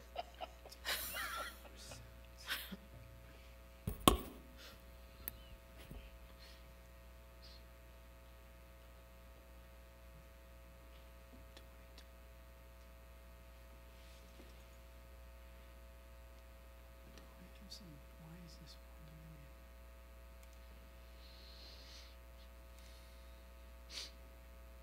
Oh, I'm in the wrong spot. Okay, so it should be 1772. Yep. 1772 in 2020. I come over to 2020. It's inflated. Okay, so those aren't inflated. Okay, so 1937. yeah, after inflation. So you've Yeah, put okay. you've put a multiplier in there to cover a projected inflation? Yes. Great, great. Yeah. Yeah. Okay, so that 19 million is, why don't I just maybe, where should I do this? Maybe right here then. Do you want that 19 million to be inflated or not inflated? I don't know if it matters. Well, you know, yeah, for the Should overall be. project. Yeah. 1, 2, 3, 4, 5, 6, 7, 6, 7, 8, 9, 10. Okay, so after inflation, it's 20, we're collecting 22 million after inflation. Instead of the 34 million that we were looking at before? Yes. Right. Okay, Over 10 years. over 10 years. Over 10 years, right. So over Very 5 good. years, you're collecting less. Right. Does the what we- council feel okay with that? Doing the projects over 7 to 10 years and, yeah, okay. So what Yeah, we're saying all right. here, so, you know, this says you're gonna spend 2.4, 3.6. 3.6, 1.9, 2.3, but, you know, we take this with a grain of salt. It's not gonna exactly happen this way, you know, if you can Right. save up all your money and do it Right, after, right, in right. 5 years, you know. This is just for planning purposes. So, Okay. so here we have a % of the water master plan, which means we've chosen this number so that we're collecting the number that you just threw out of 22 million. And so now, let's look at our reserve balances. Okay, so you're plenty healthy. Okay, so you've got, one could say too much, so I'm gonna come back up here and I'm gonna say, I'm gonna lower the revenue adjustments to half that. You still, yeah, let's go right to inflation. Inflation usually, There you go. all right, you're still high, why is that? We're doing that. Yeah, I was just looking at that, no debt, so, let me just check a few things over here. That's the problem with working with a live model, you gotta figure out where all the changes you made. 2.5. Yeah, there's nothing like working. Sounds like you have to do a snapshot every time, There's right? nothing like working real time with people. Watching you. I was gonna ask if you wanted us to take a 5-minute break to Well, I give you think the. I'm there. Let's see, 2.5%, you're still, are these being?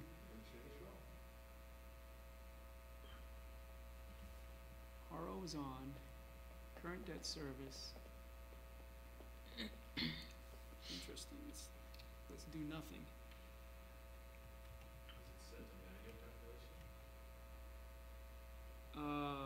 No, the graphs are changing, so.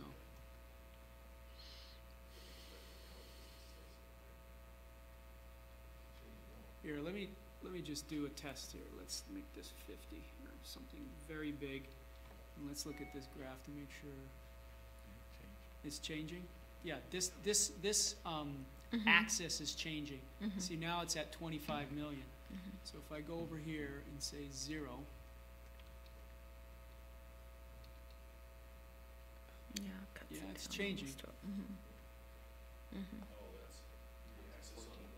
a- Yeah, this, Yeah. the scale is changing.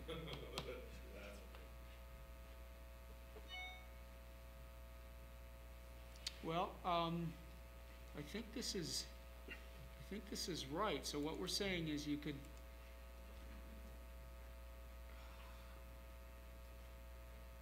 Just scared I messed something up, and I don't think I did, but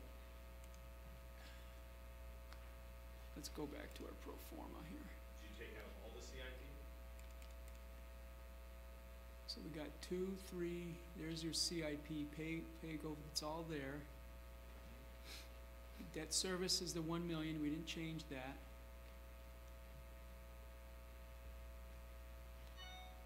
We have no revenue adjustments, so this is such a, You didn't change the fixed cost. nope, Okay. I think this is right. This is saying that actually if you were to cut your, because before we were doing the full master plan, the full CIP was 35 million. Staff submitted 35 million, right? And now we're doing 22 million over 10 years, which means over 5 years it's even less. So you've just drastically really reduced your CIP a lot. So that's saying that you don't have to raise rates. And you can put that back to full master plan, and it'll change that chart back to Yeah, so if- what we saw previously. Let's Just- go back to doing the full master plan, okay? You can't do Yeah. everything you wanna do, Right. it costs too Right. much. But now, right, we just basically cut the CIP in half, because we were doing 35 million over 5 years, and now let me just sum up what you're saying, let me make sure I have what you're, so, I need to go back here and say, this is not the full city CIP, but the AKM, no, not essential. AKM, okay, but it's 51% of the AKM, which is a big, okay, this is all making sense to me now, so go back to the pro forma, and that's your 10-year number here. I'm just gonna put a little note, 10-year, that's how much you're gonna spend over 10 years. And that says what, 44. 44442, 307. You getting the right answer there, Will? You getting the right answer? AKM. Oh. It's gotta be percent of AKM, there we go. Okay, so there's the number we had before, okay? See, the model's right, I'm just kind of, I guess, a little not making good decisions on the fly in front of people. All right, so now we're saying over 5 years, you're collecting 10 million as opposed to 35 million, you just, 1/3. Okay, I mean, you're okay with that? So we're collecting 10 million, but the projects are at 22 million. You're collecting 10 million over 5 years, but Okay. 22 million over 10 years. Over 10 years, okay, all right. Well, don't forget, you're gonna have to do another rate study Adjust. after 5 years from now. So we usually, you could say we should concentrate on the next 5 years, because that's what you're setting rates for. So Right. you're collecting 10 million over the next 5 years. But we have in our reserves right now 10 or 12 12 million. million, And part of that is gonna be going to our CIP also. right. So, So it sounds like we're covered with Except what that we're have collecting we and taken into the reserves. consideration that, I mean, that's all well and good, but you need bigger amounts at different times. So, like that big $7 million, I mean, if you just take it in over that period of time, it doesn't allow for what the demand might be along the way. You might have a higher demand in the beginning than you can actually fund. CIP projects, you mean, by Yeah. demand? Yeah, so what we're saying here is this is how much you're doing CIP every year. 2 Well- million in 2018, 4 million in 2019, 2 million. But like we were discussing earlier, you may not execute it exactly in this fashion, but what it's saying is if you implement these rates, then at the end of 5 years, you could do $10 million worth of projects. correct. But now, that's money we're gonna be collecting, and that does not count money that's already in the reserves that's also gonna be going to the CIP? Your reserve chart right here accounts for what you already have in the bank, Okay, your so, reserves. because if we're collecting $10 million over those 5 years, and we still have, because there are gonna be fluctuations when we go out to bid, we may need to draw on those reserves to fund that project, so it would affect it. So what I'm looking for is what I need is really to collect $10 million and also be able to tap into the reserves for a certain amount. Yeah, this financial plan accounts for your reserves. Okay. Which also rides over the demand in irregularities I was just raising. Because if you needed a higher amount at the beginning because you have a big amount to spend right up front and you haven't raised it yet, you can draw it out of reserves and then pay back the reserves from the income later. Yeah, in essence, this is what, oh, my batteries are dead. But you can see your CIP chart right there. When you say a higher demand, you can see in 2019, you're doing a $3.6 million project. Correct, that's probably about the time we would do the major water line replacement that would bring water to the north side. So that makes sense, having that size project and that dollar amount at the time. Because it would then So take what's- care of that, what you're asking is Yeah. that, yeah. If there's enough in the reserves to cover the fluctuations. the different demands, because your demands don't always match your revenue income, Right. but you can smooth that out with your With the reserve and come out to the same place. And that's definitely what we need. We need to be able to collect a certain amount, but also be able to draw on those reserves to fund, because we do have, those higher demands at certain times. Yeah, Okay. so this is your ending reserve balance here. This is your target, let's call it 4 million, and you're plenty healthy. Exactly, But only spending 10 million. right. If we were to do more work in that 5-year Right. period, let's say we did 19 million, then we would reduce our Your reserve reserves. balance by 9 million. And, there's always, the unknown, that we do have a lot of old infrastructure in there. We may have, unfortunately, an issue we have to address that may have to. But I think, certainly, I think stretching out to 10, certainly stretching it past 10 would not be prudent. Professionally, I don't think that's prudent, but stretching it from 5 to 10, and realistically, by the time you design a project, take it out to bid and start construction, I don't think a 7-year or 10-year plan is unrealistic. I think that's more realistic. Okay, all right. So does everybody feel comfortable then with that? Just a question on if this was to be forecasted for the full 10-year period, would year 10, we'd have a zero balance in reserves, at least for CIP?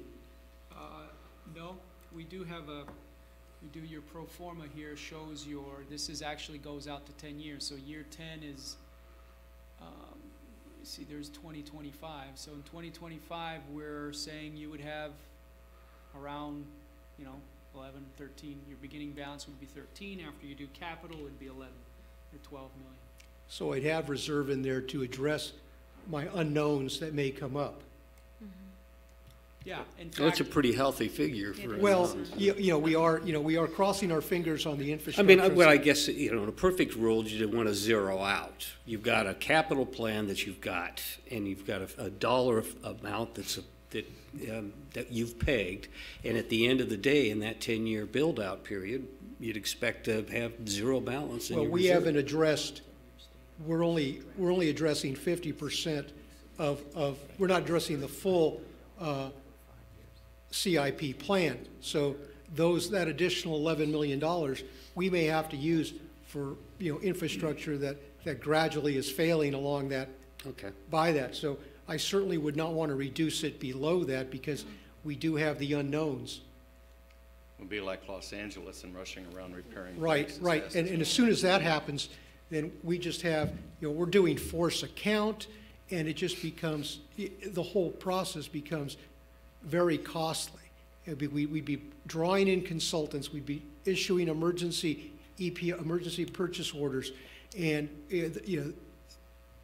that would really would just raise the cost dramatically. While, stretching it out, we are crossing our fingers, but it's not, it's not a reckless gamble. It's a calculated, gamble, and I think it's a doable gamble. Okay, very good, all right. Any other questions on that part? So, do you have what you need on that question? yes, I Okay. just want to state, it's much different than, I just want to make sure, Don, you understand that, the full city CIP over 5 years was about 35 million, and now this is now 10 million, so 1/3. 1/3. Well, or what if we did the whole master plan, what if we did that, stretched it over the 10 years? What's that look like? Oh, we could do that. It would, That- so instead of, so the AKM water master plan, I think was, what did we just do? I think we stretched 22 million.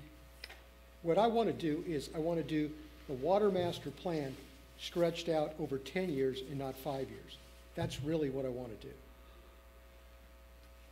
So Just make sure instead we of, have- The water master plan as prepared by the consultant in 2011 had it done in 5 years. I want to stretch it over 10 years. That's what I want to do. And I think that's a reasonable. Madam Mayor. yes, Councilmember Mr. Hensley. Villafano, thanks for this input. And what I'm thinking that you're thinking about is that as we get involved in it, we'll find out those that need more of immediate repair, and that there's other portions of the infrastructure that's not going to be, it can survive another 5 years, correct? That is correct. Thank you, sir. Yes, Yeah, Councilmember we had, Sharkey. just to be clear, we had two capital improvement plans. One was the $33 million one, and one was a $19 million one. And we've been looking at the $19 million one stretched out over 10 years. Are you saying that you would prefer to do well, I guess you would prefer to do the $30 million one? Right, but stretched out over 10 years. Okay, let's have a look at that. Can we do that? I'm just confirming here, where's 10 years, so. I mean, then we've covered everything that was recommended and stretched it out over to a longer period of time. Madam Mayor, if I may. Yes, You feel Councilmember then Hensley. that if we do this redesign here, that the initial phases that are most critical is going to be able to be rendered harmless, more or less, in other Well, words? I think, as I said, I think, I'm going to follow the priorities that were set by the Water Master Plan, because those were the ones that were laid out as they felt were the ones that were most critical. We follow that same order. We're not going to change that order. And I believe that there's some value engineering that can be done in there that will help the city and reduce those costs, but keep that same order. And by stretching it out over a longer period of time, it'll lessen the impact. I like your thoughts, sir. Thank you.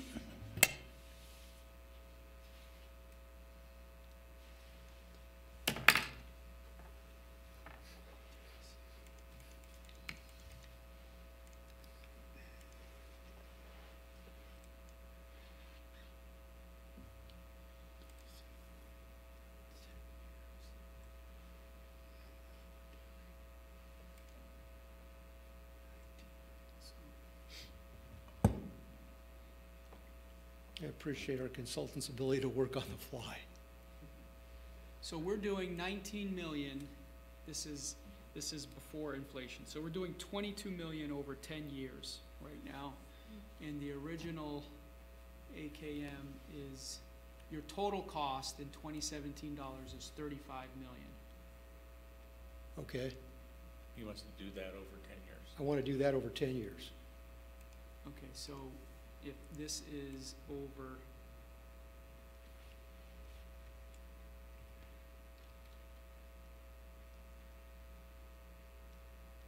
so it would be 3,400, it'd be 3 million a year. Okay, so what do we have now? We've got, so that's 3.4 million a year, so times 10 is 34 million. So I want to make sure that this is only 19. See, so we have to up it. Yeah, That's- you're going to have to up it to the, yeah. So I need to up it. So let's make it 57, 21. So it's got to be 34. Yeah, see, so let's go.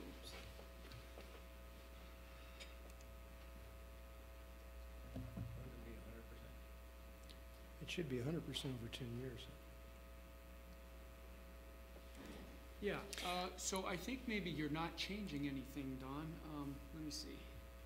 Well, I've got to be changing something because I'm stretching it over a longer period of time. Well, right now I have this stretched out over, okay, over 8 years. So essentially what you're saying, okay, so there's project number 1. So here's the 3-9. Project number 1 is the first year. Correct? Project number 2 is the second year. That's this one. So I have 8 projects over 8 years. So you're saying you want to do all of these over 2 years. So you're Over actually, 10, over 10. over 10 years. Sorry. So you're actually okay. So we're not making that much of a big of a change. So, yeah. So it's not going to change things that much. For this purpose, 8 years isn't, you were calling for a 7 to 10 year time frame for Right. full CIP completion? Correct. We're in that 7 to 10 year time frame with an 8 year project, right?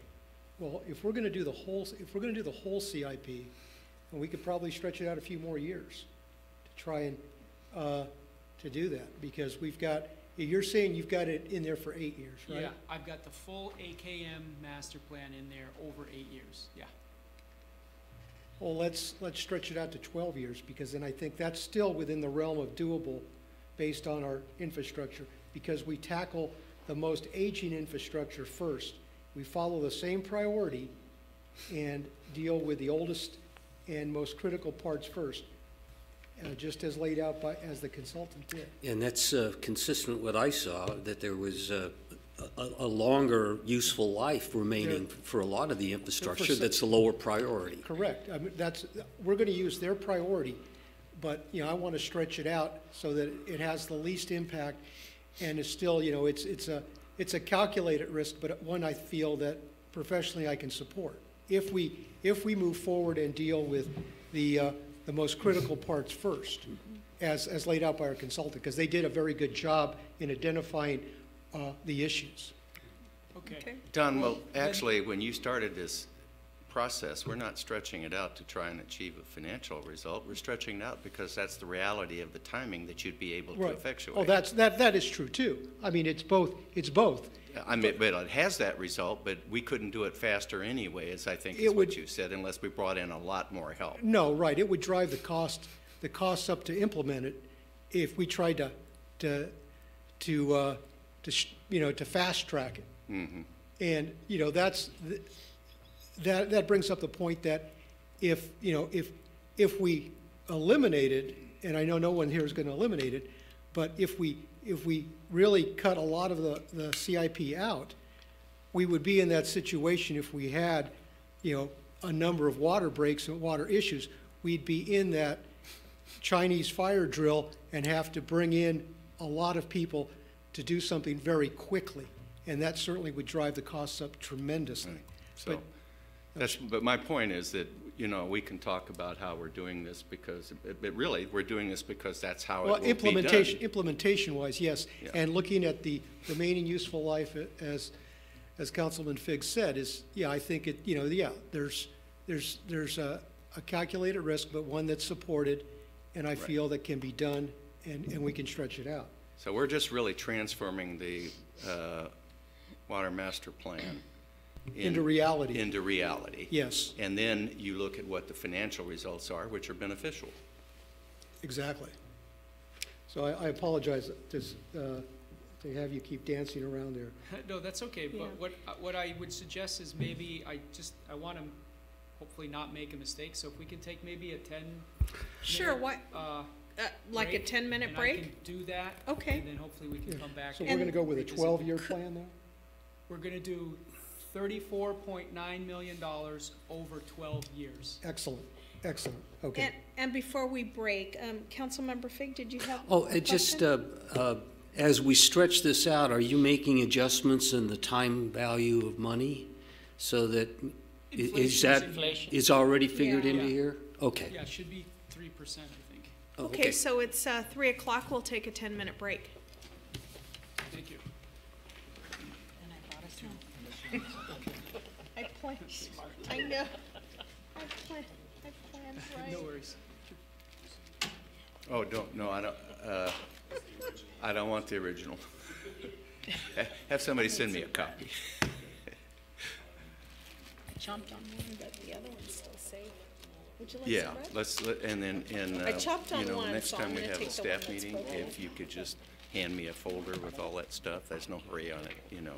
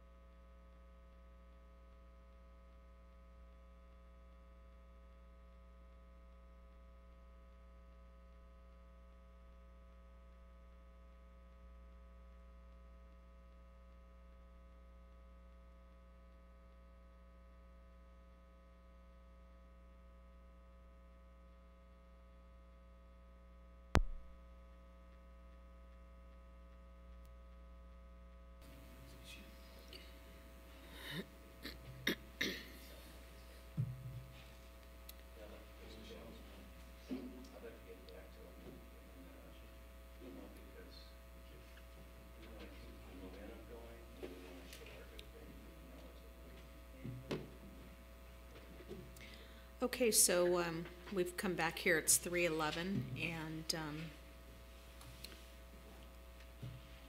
we're looking at some of the numbers that we asked our consultant to adjust, and the formulas here.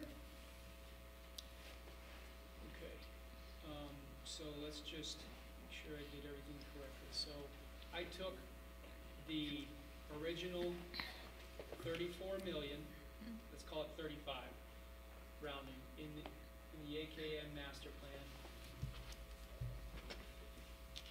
plan. And I divided by 12, which essentially means, again, I'm rounding, that's $3 million a year you're gonna do, on average, every year. Okay? That's before inflation, so I'm gonna go to our cash flow or pro forma statement, and I'm gonna look at my CIP expenditures, and it's $3 million a year, going up a little bit every year due to inflation. Okay, so that looks good.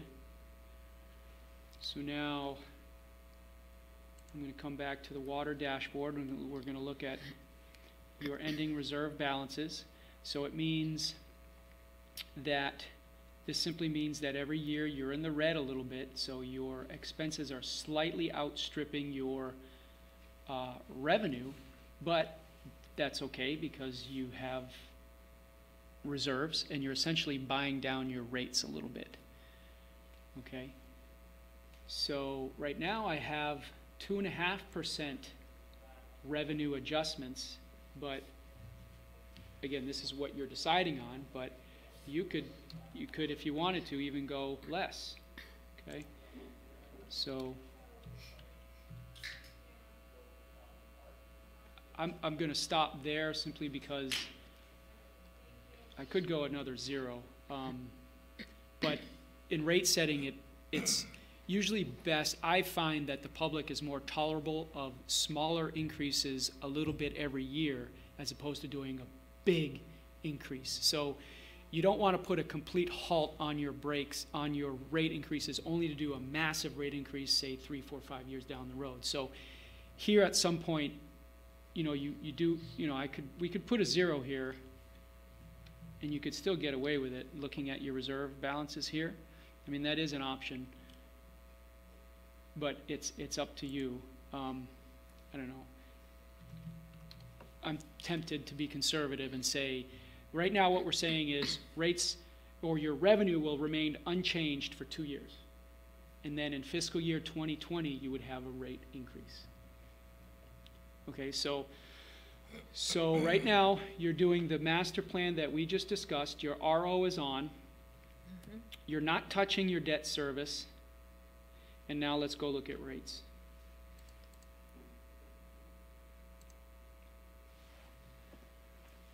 Okay, so monthly,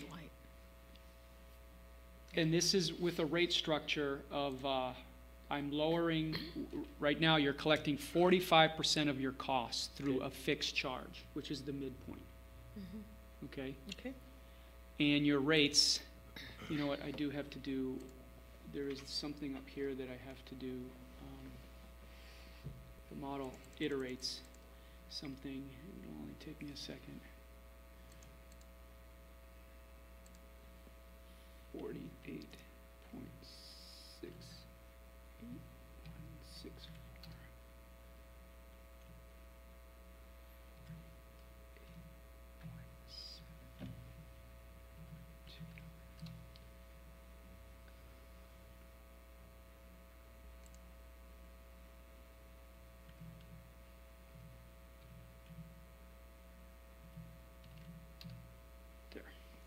See all trues there. Okay, so let's look at the rates.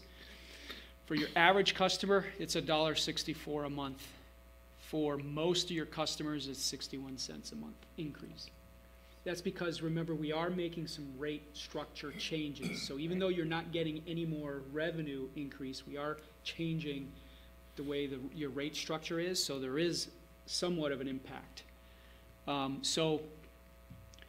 You know, you've got some statistics here on the right. It actually means that 45% of your customers will actually see a small decrease in their bill, up to those who use up to 4 HCF will see a small decrease in their bill. I'd be interested in seeing a 30% fixed rate and what impact it would have. Okay?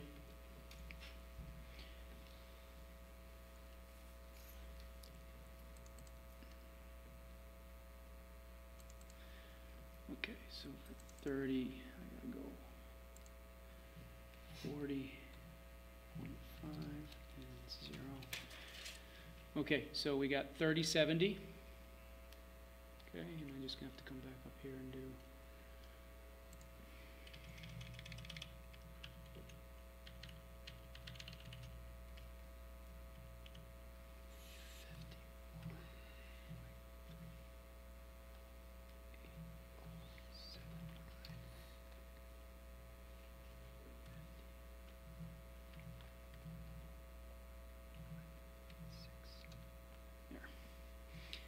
Okay.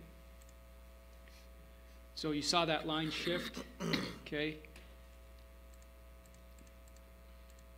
So for your average customer, it's a $3 monthly decrease. For most customers, it's a $5 monthly increase. So here, actually, 65% of your customers would get at least a $3 decrease in their bill. And that's if we go to 30% fixed? Correct. What about, like, you know, homeowner associations or condos that have, like, irrigation for a lot?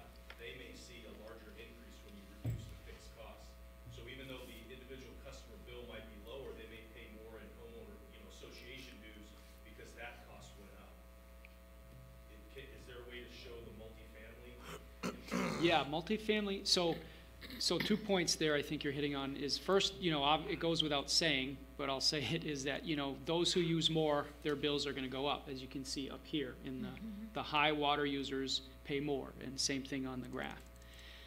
Okay, and the point that I made last time, which we may have forgotten, is that you currently have you charge by dwelling unit, a per dwelling unit charge, and we're actually removing that due to what we feel are Prop 218 reasons, because it doesn't necessarily tie very well with Prop 218. So your multifamily customers are actually going to see a sizable decrease in their bills.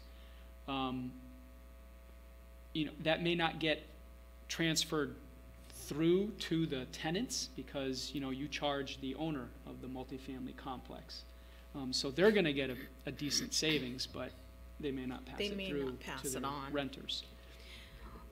You're talking Yes, about apartment. Hold, Yeah. you're showing Councilmember up, you're Shelton. showing up to 20 units, but, you know, we've got 200 and 300 unit HOAs and 700 Wainimi Bay, which is metered in all kinds of different ways. I mean, if we're showing that kind of a decrease per unit, I mean, what is that, you know, does that, I mean, does that scale up to that size? I mean, because if you're dealing with a situation, you know, if you got, you know, 300 or 400 units and a lot of lands, you know, and the landscaping, common area usage, I mean, there's no way to determine individual unit usage. I'm not sure what happens to the bill. So you're saying how many units do you have? Well, Like let's, three or you know, just pick a 300, you know, for a round number. May I interrupt for a second? Yeah. Seeing what's on the screen, you're basing it on meter size. And some of the 300 unit or 700 unit HOAs have 700 meters. He's referencing 20 units on a single meter. Right. Well, So- well, I look at Surfside 4, there's no individual meters. You got Correct. 400 units in there or something like that. Correct, but they're by building, and there's 8 or 10 units to a building. So they would still fall within 15. that 8 or 10 units for that 1 meter. Okay. I just wanted to clarify that. We do have multifamily units that have 10 units on 1 meter. Yeah, so that's this one here. Or 10 units with 10 meters. We have those scenarios in our system. Yeah, so a multifamily unit with, say, 7 or 8 units, would they have about a 1-inch meter? That would be on the small side, Okay, so maybe 1.5? yeah. Okay, so that's less of a decrease than, so we're talking about $77 a month for that particular, this is a 7-unit complex with a 1.5-inch meter. And, you know, I've made some assumptions here that aren't perfect. I've assumed that each unit uses about as much water as a single-family home. Which they don't. Which may, you know, they may use less, they may use A more. lot less. But So- then we don't know what the common area usage is either. That would be the drawback of having a drastic change in fixed costs, because you don't know the impact. I had that That's- happen in one city, and all the units were designed because of what the rate structure was 20 years ago. Then they changed it, and then all of a sudden, oh, well, we want to put in irrigation meters. Well, you don't have a plumbing system designed to do that. So it was kind of trying to work with people, trying to, you know, gain the rates to keep their rates down. And, you know, you can't know the So- exact impact to every person until it goes into effect. Right, so basically, as we look at, the more we reduce the fixed charges, the better it is for the condo associations.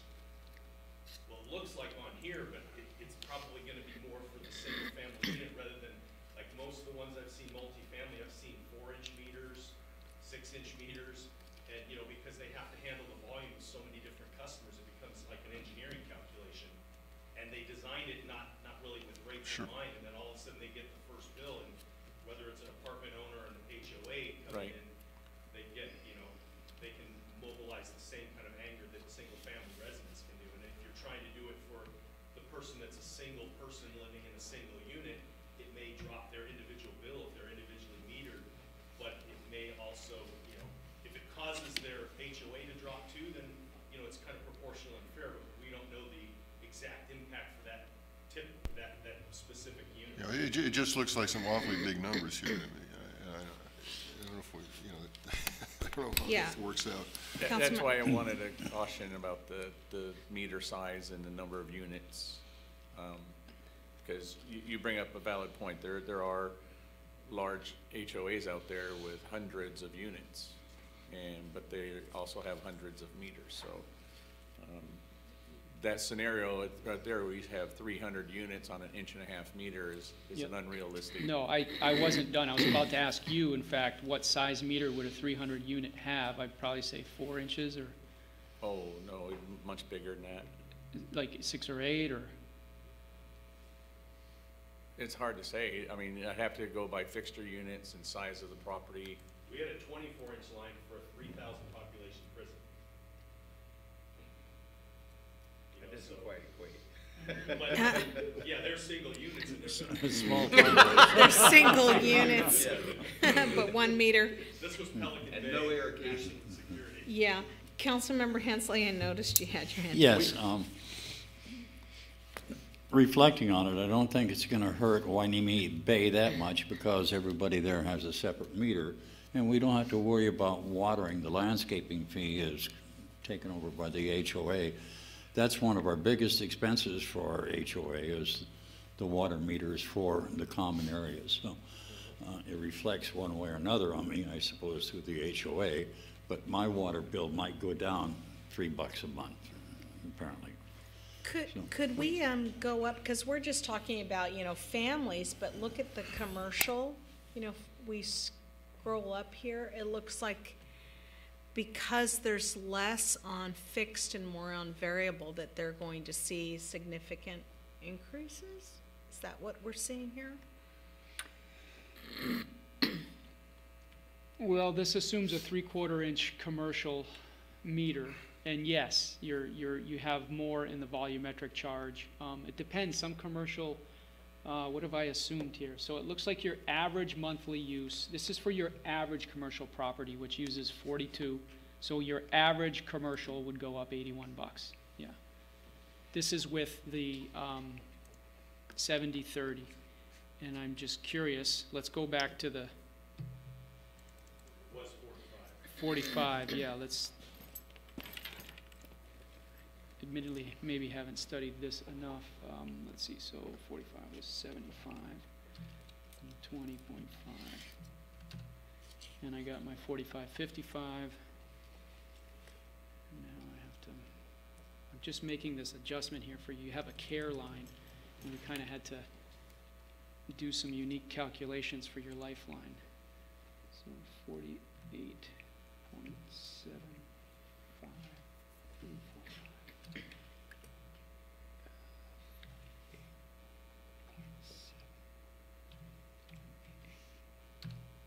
Okay.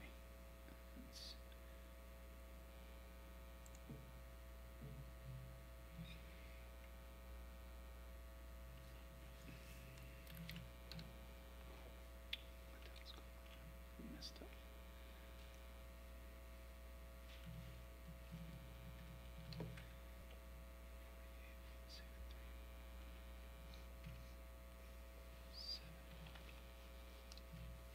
There, okay. So now I've got 45, I've got 45% down here, yes, okay, so let's go to the, okay, so yeah, so it went down. Yeah, commercial went down, what was this, 81 before, so now it's 39. Okay.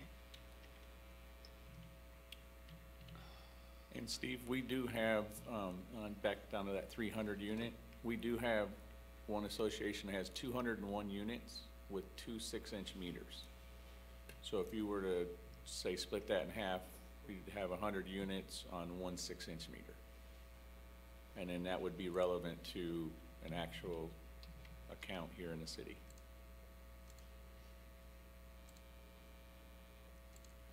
And we would effectively just double that for the 2 6-inch meters. So they would see a decrease.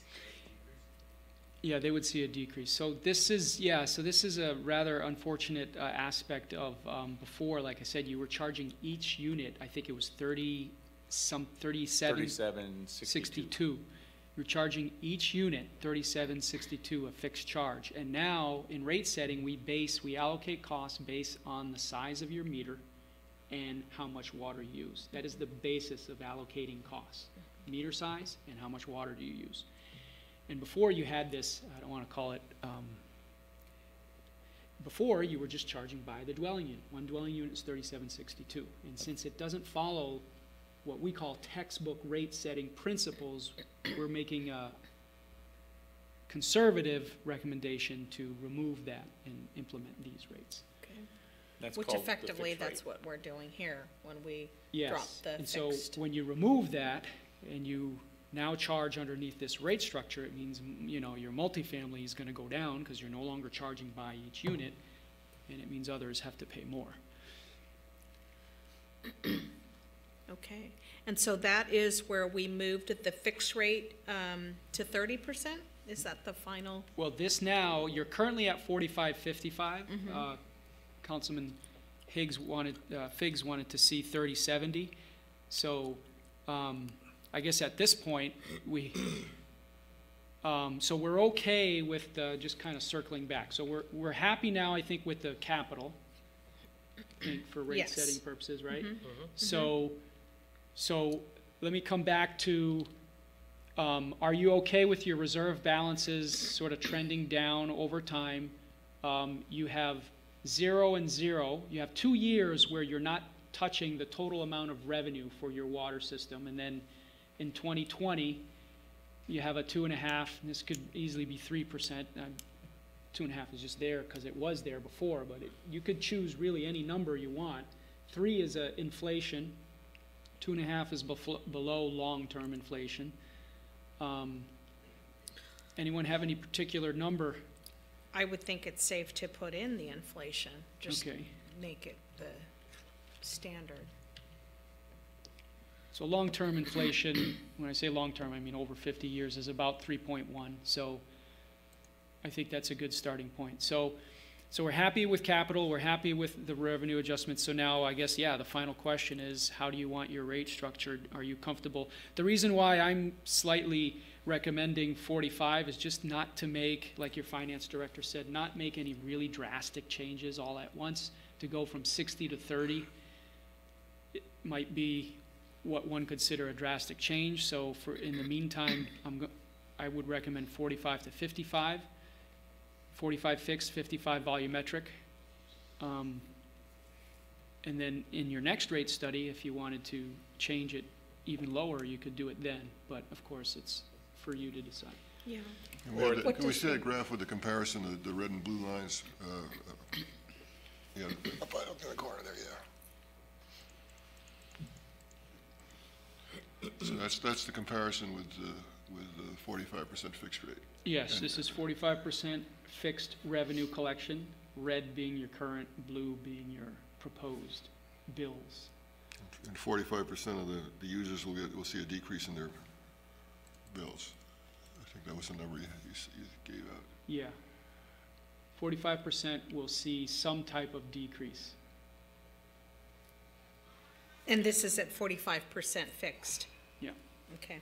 Yeah, Madam Mayor, just to finish, I mean, when I look at, when we looked at the 30%, which was, an extreme asymptote, I guess, looking at an $81 increase for commercial, I think is a little hard to swallow for anyone in the business. This is,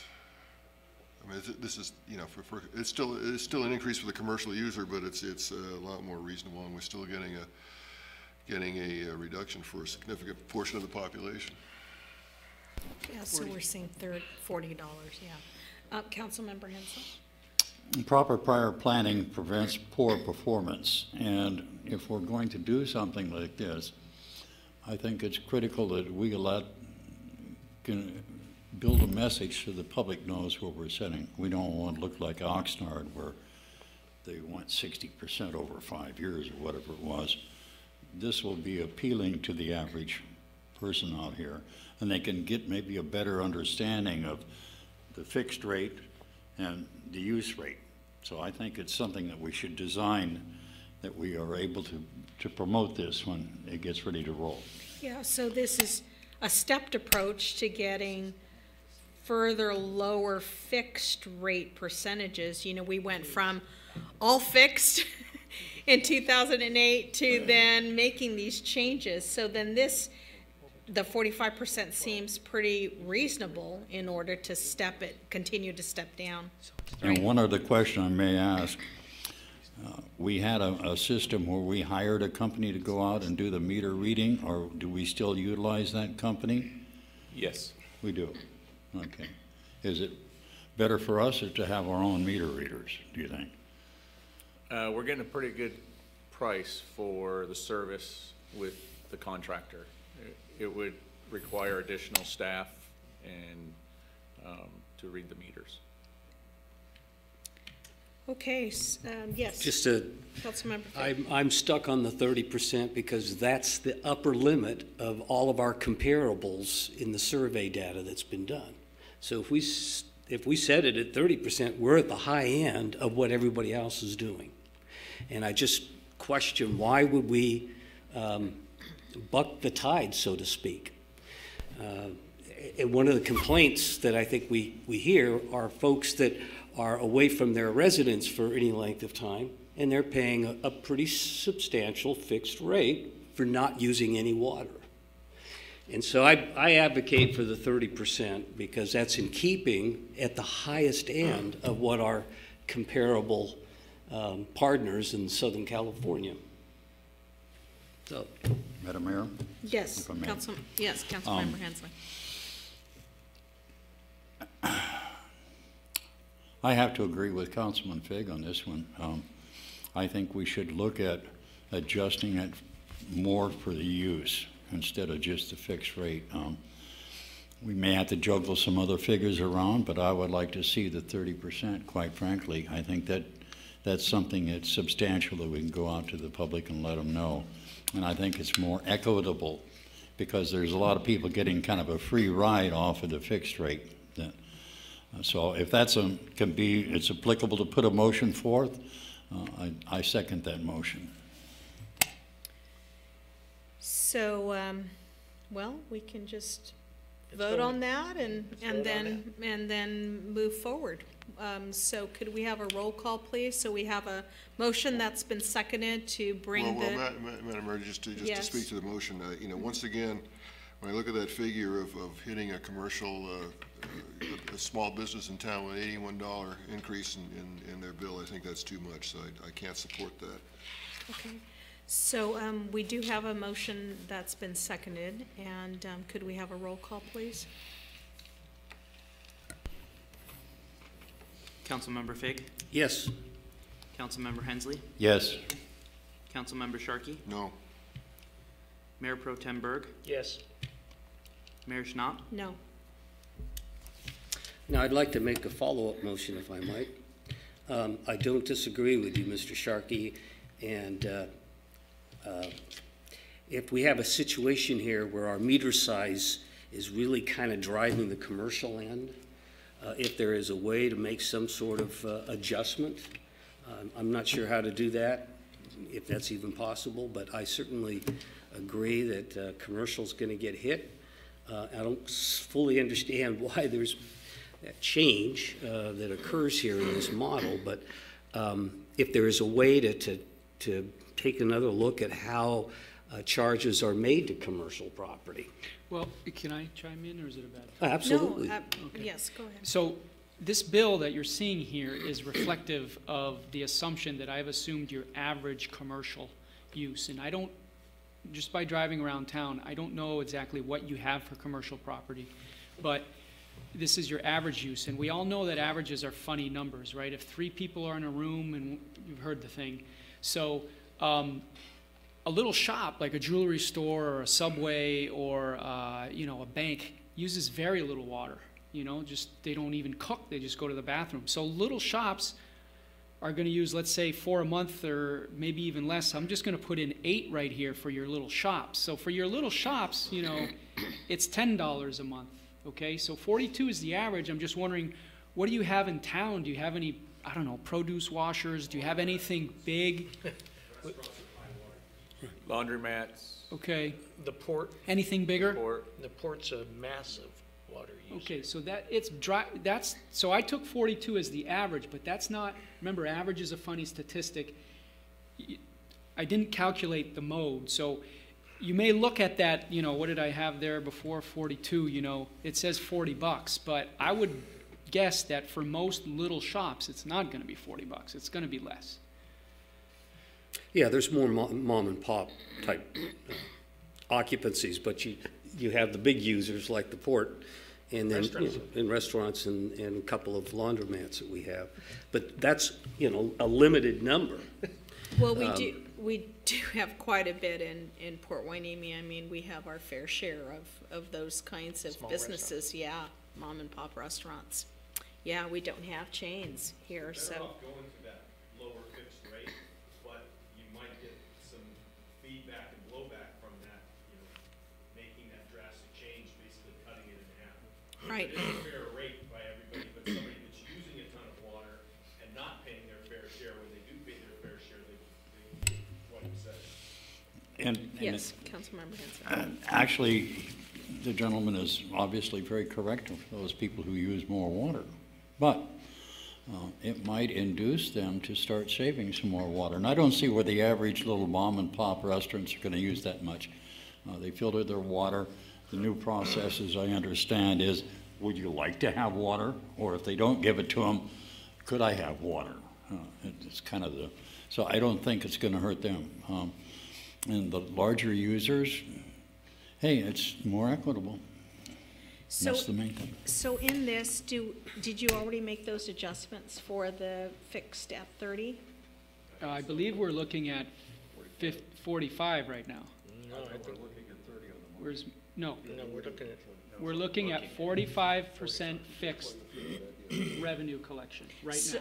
So if the vote was 3-2, that they want to drive the fixed to 30%.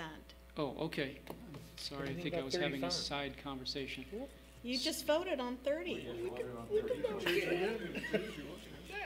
Well, I guess we're not seeing the numbers while we're voting. Right, so that's, I just want It would to, be nice to I just have want that to make sure information. that it's reflective of what was just Okay, so we're going with 30%.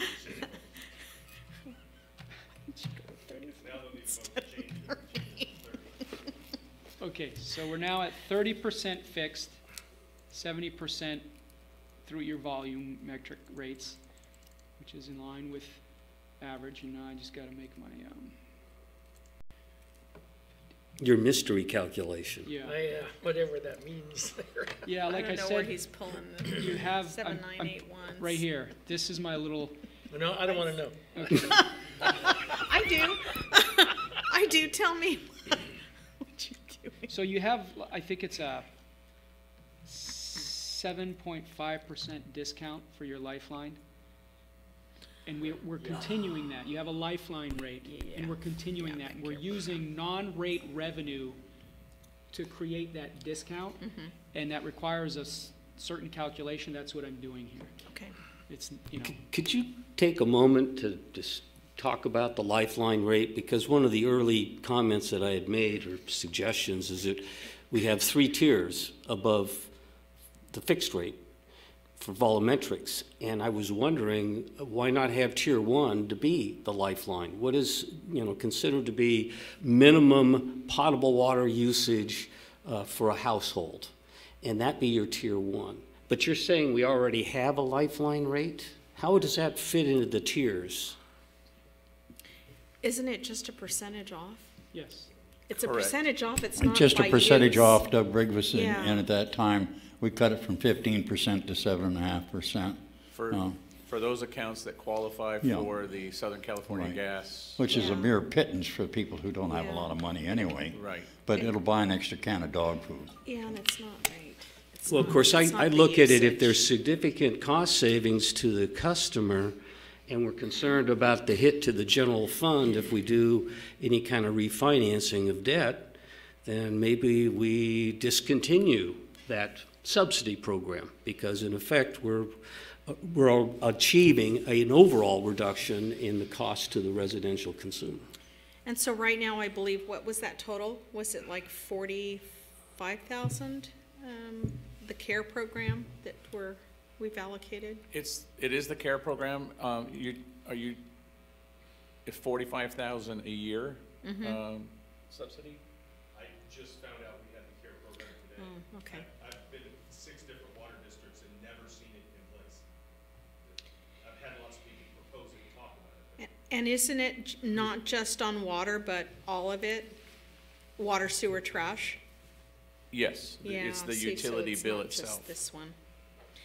Yes, Councilmember. So the 45,000 is overall, not just the water rates, correct? We'd have to look into. Okay, I think we should. I really don't like That them. number. For the low-income people, I don't like to add on to it and take away from it. And it gives them a feeling. I think 7.5 is too low anyway, but we should stick with it. Okay, thank you. Folks, I've got another meeting to come here in about an hour and a half, so can we come back to this? Is this something we have to settle right now? I believe that we really wanted, the focus of this meeting was to really get these numbers so that our consultant could go and do what needs to be done so that we can move forward then implementing the rest of the plan, which includes a town meeting, a community meeting. But I think at this juncture, we don't need to really examine the care rate change, do we? No. We can come back to that. Yeah. With that information. Yeah, that. And Mr. City Attorney, it seems to me when we had this discussion before, maybe it was our previous city attorney, that why are we subsidizing this rate from the general fund? Yeah. That was before my time. I don't remember that conversation. I mean, I don't mind having the CARE program if in fact it's. Come from the water fund. Absolutely. That would seem to make sense, but. If I understand correctly from Al, who was here before, we're taking non-rate revenue from the water fund to partially fund this lifeline rate, but I also understand it's also being partially funded from the general fund. So you're doing both. Does that ring a bell, Steve? I'm not aware how the breakdown is Okay, done, 'cause I'm it's all pretty sure done I in heard Al finance. say that. We'll take care of then that issue outside of this discussion. There's We'll take an a look at enterprise it. fund for each of the utilities we're providing, is there not? Yes. Well, I mean, why couldn't the various portions be taken from those funds? Yeah, so I'll make a note of it and pass this on to our city manager Okay. to agenda for a coming meeting. So going back to this then, Hensley, Councilmember Hensley, you have like 14 minutes. You have till 4 o'clock here. Yeah, go ahead. Okay, all right. So, as you made the adjustments for 30% fixed, So now we're looking at commercial. I think that's why, or that's where we left off, right? Feeling is that that's probably on the high end because it's an average overall, but more likely that there are going to be users that are much lower than that. Yes, That's- so in other words of saying that, this 42 is your average, but a better statistic would be what's your median use for commercial? I would guess it's less. And I'm just judging, you know, a bank and a jewelry store with a few people working in their little convenience store. They don't use a lot of water. Let's just say it's 5 HCF a month. This is probably a better number to use. So I'm simply saying you're not looking at $80 for your median commercial customer. But doesn't that shift even more money to the high end?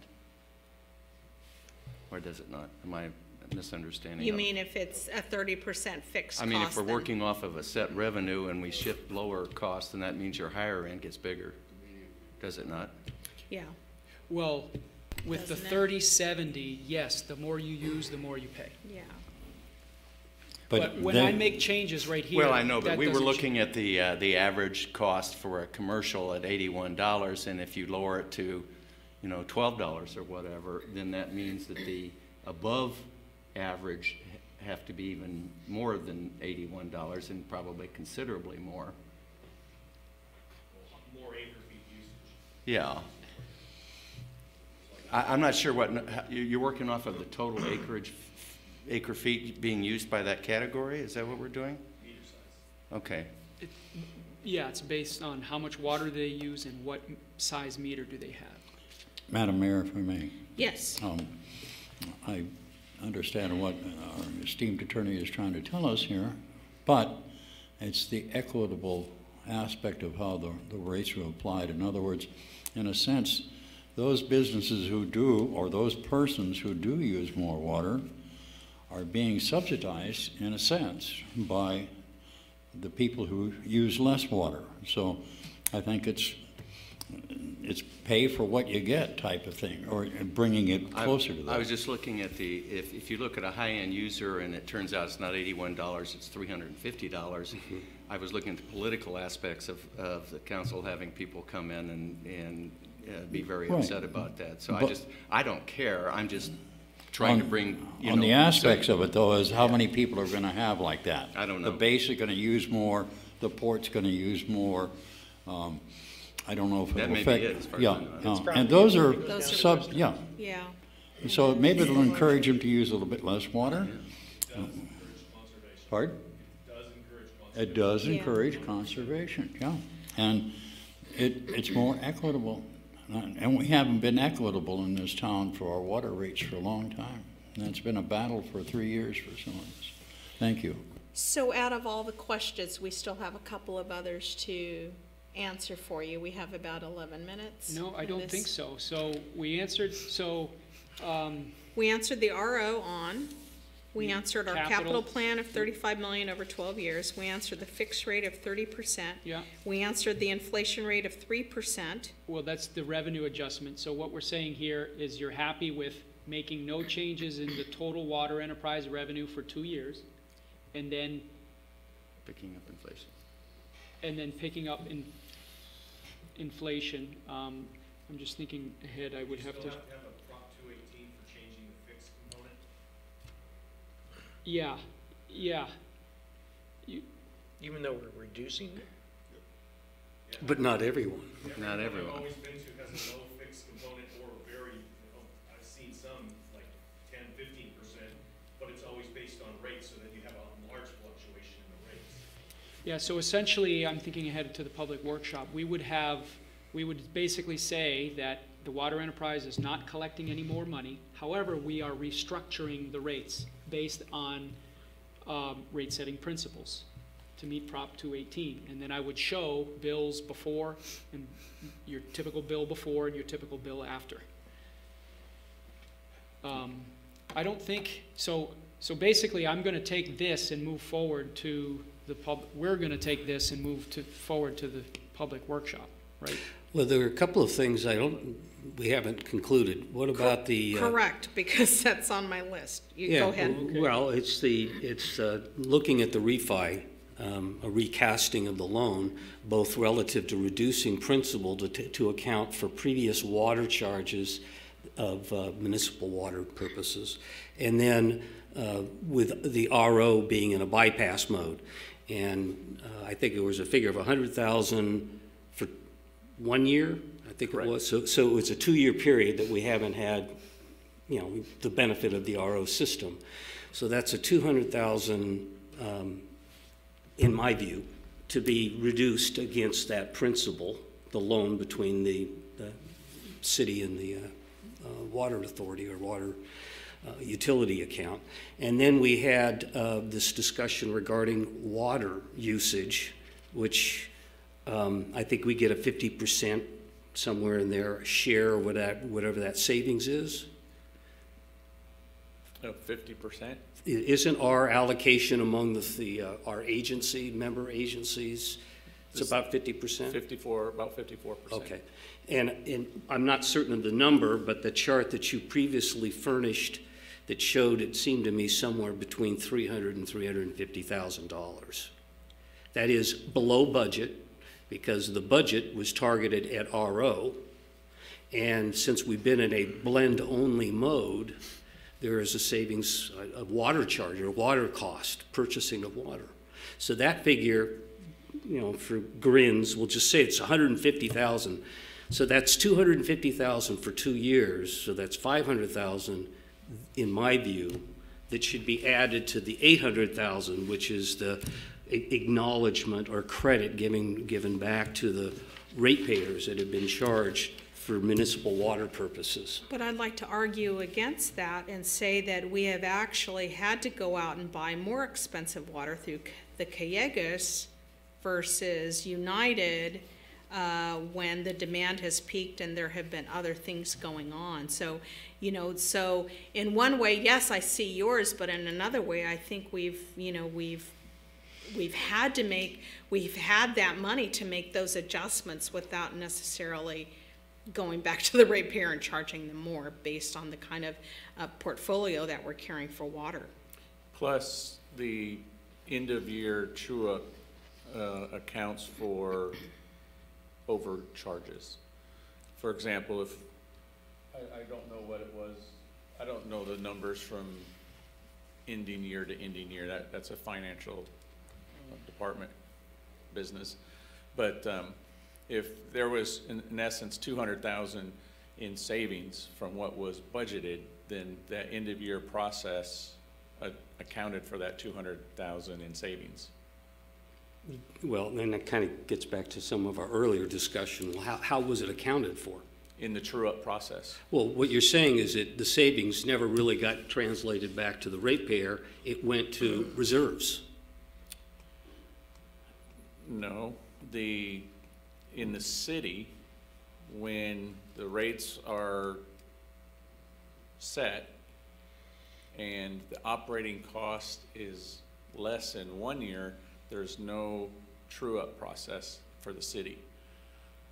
The $200,000 that you were just referencing is for the PHWA agency, the Port Hueneme Water Agency. That has a true-up process. So if at the end of the fiscal year that PHWA had a $200,000 less operating expense, then that $200,000 was then trued up with the city, Channel Islands Beach, and the Naval Base Ventura County, and a refund in that case would have been issued. And my question then is, well, what happened to the refund? It didn't get translated to a credit to the end user, the water customer.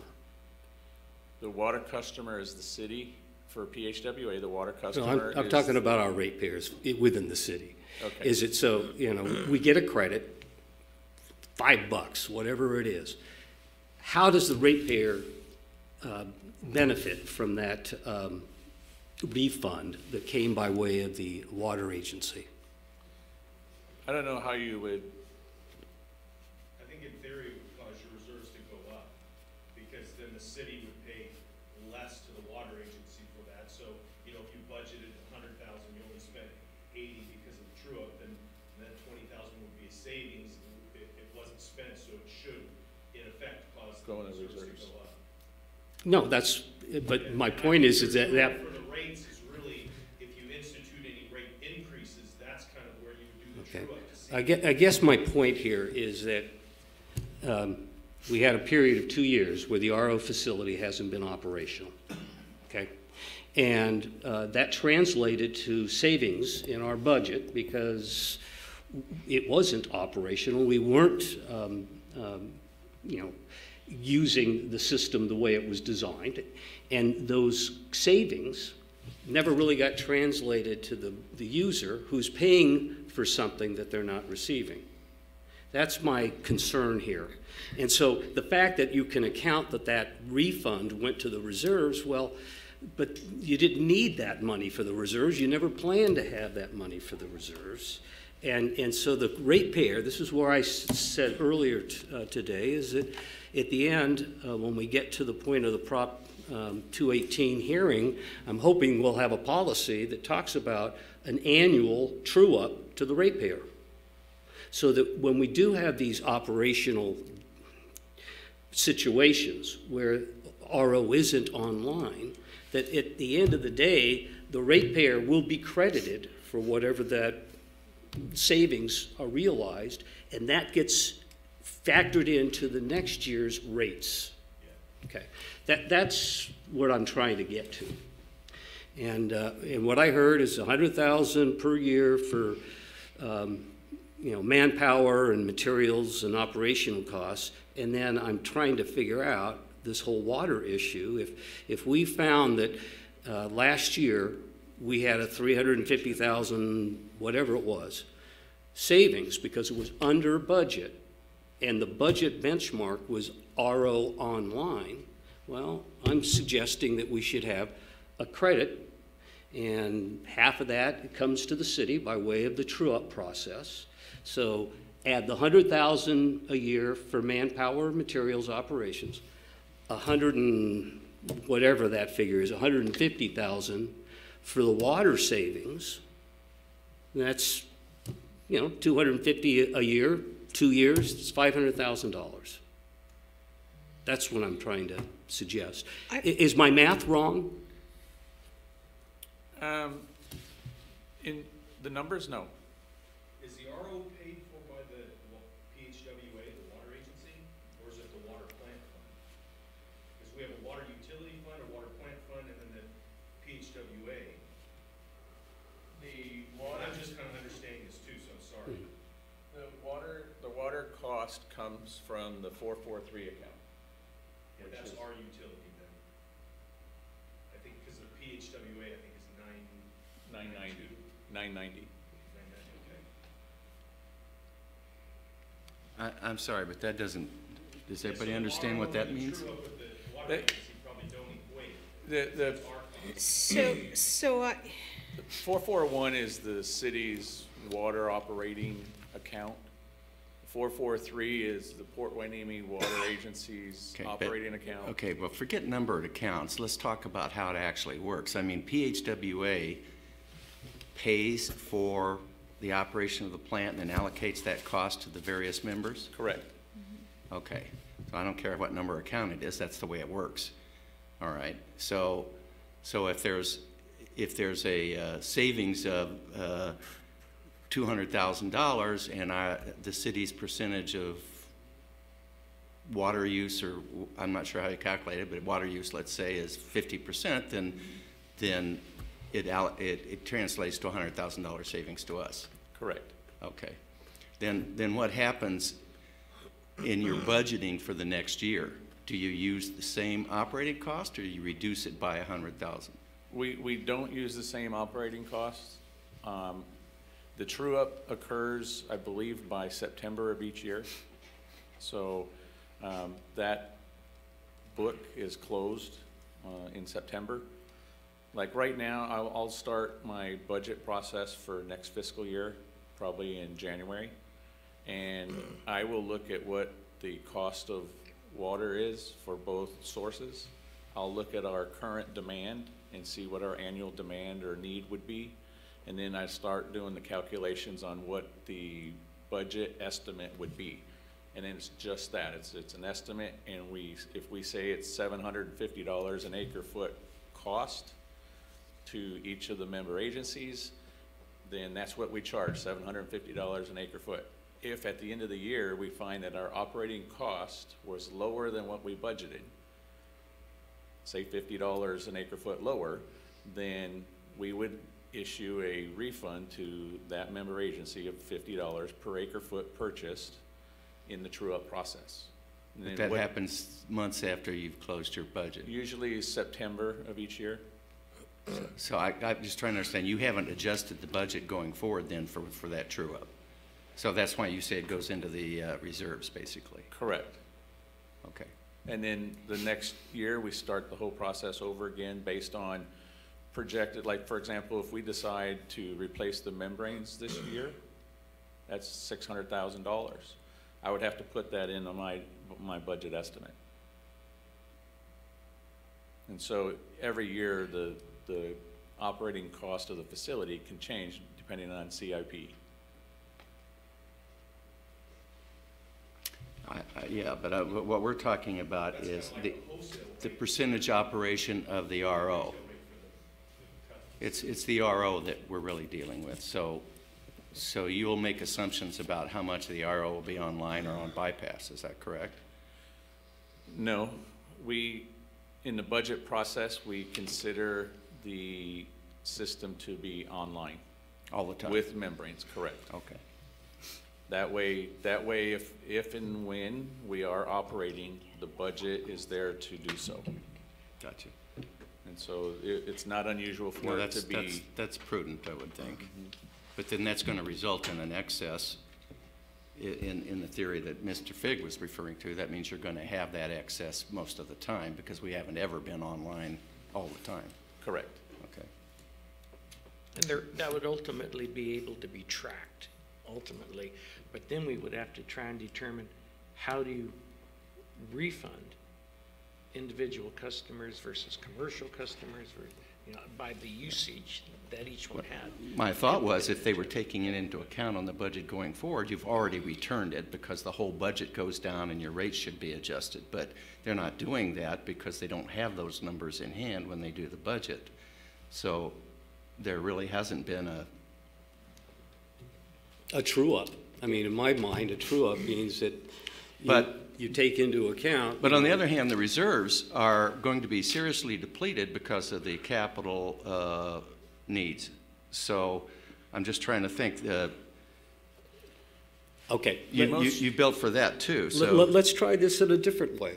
Is that we already show with these projections, based on the numbers that we've already have agreed to, is that we still have a healthy reserve.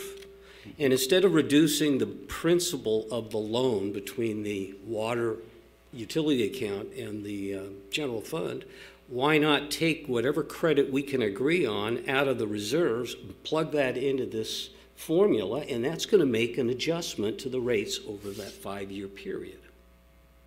In other words, we're taking some money out of the reserves. We've got sufficient reserves to do that, and you plug it in as a rate or a cost reduction in the overall rate structure. So it comes out of the reserve and you're putting it into operating. Well, bingo. What if costs go up the following year? Are we then going to go back to the customers and hit them for the increase?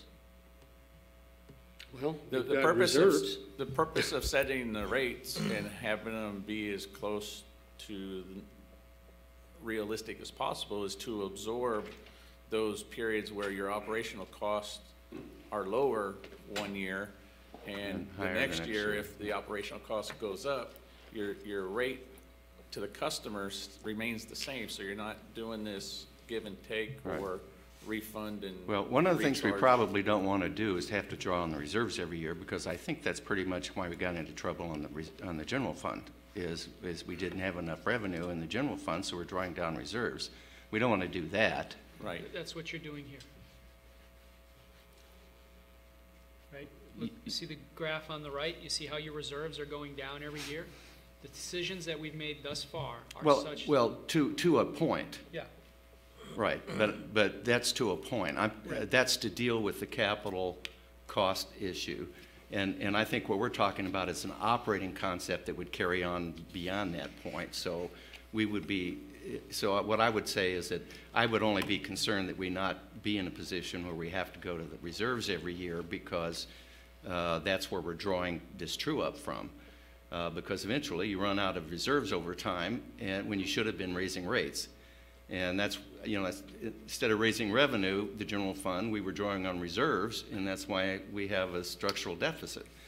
So reserves are important, that we need to maintain those reserves. So, I think we need to examine how we do that in a way that's...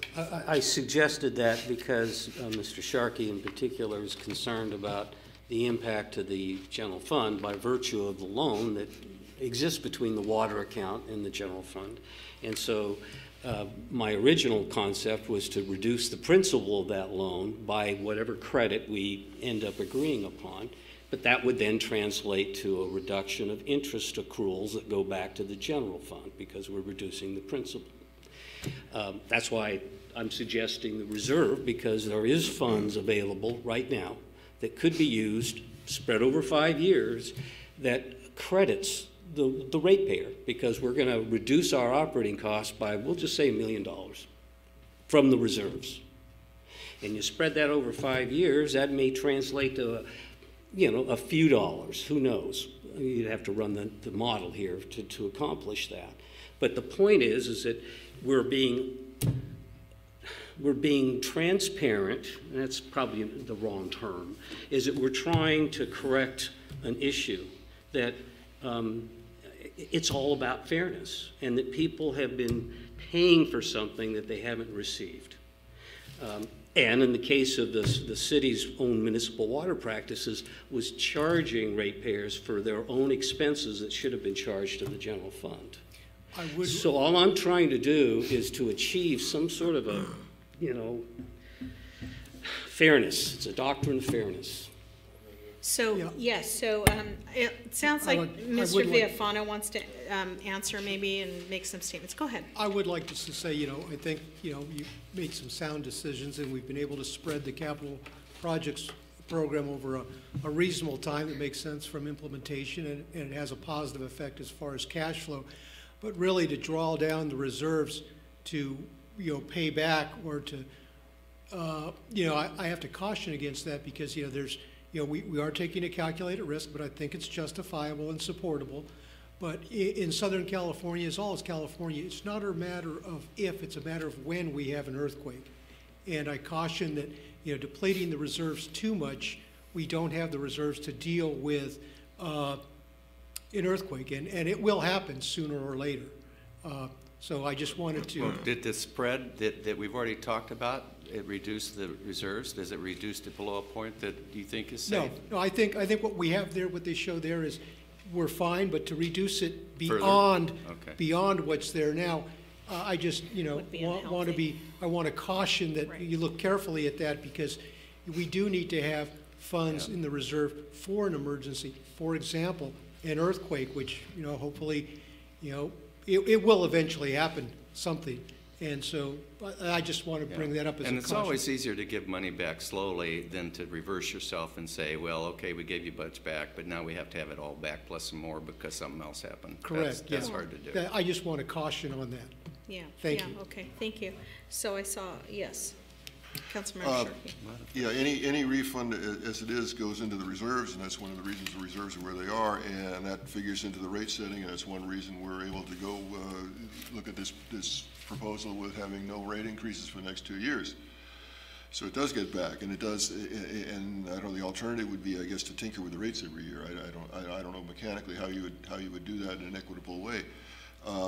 It just seems better to me to smooth out the process and it all factors into our rate setting regardless. You know, whether we want to wall off, you know, a particular true-up money and use it in a certain way is I think, overcomplicating things. And I appreciate the sentiment, but I agree with that. It seems it does factor into the rates anyway. And that's, you know, I mean, we're looking here. We have a model that shows no rate increases, and yet people's bills are going to go down. And I don't think that's a bad thing. Right, and no loan being taken out.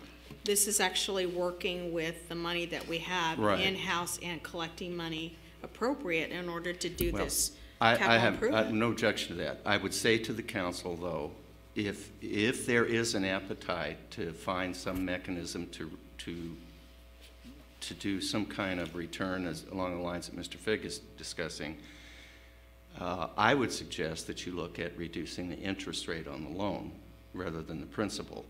And the reason is because the interest rate at this point is far above market.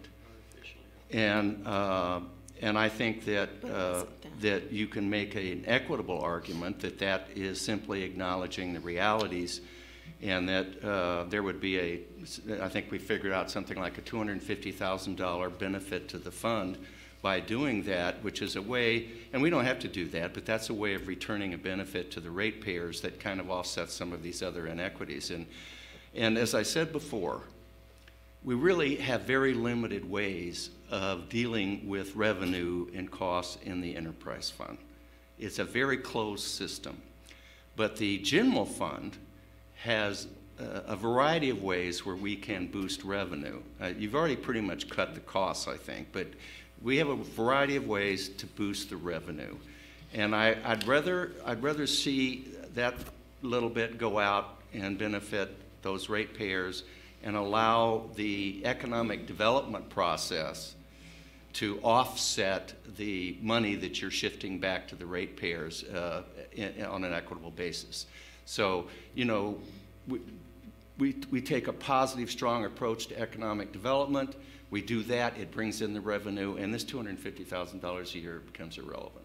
That's the way that I would suggest that maybe you, if you have an appetite to do that reduction, then I would recommend that you do it that way.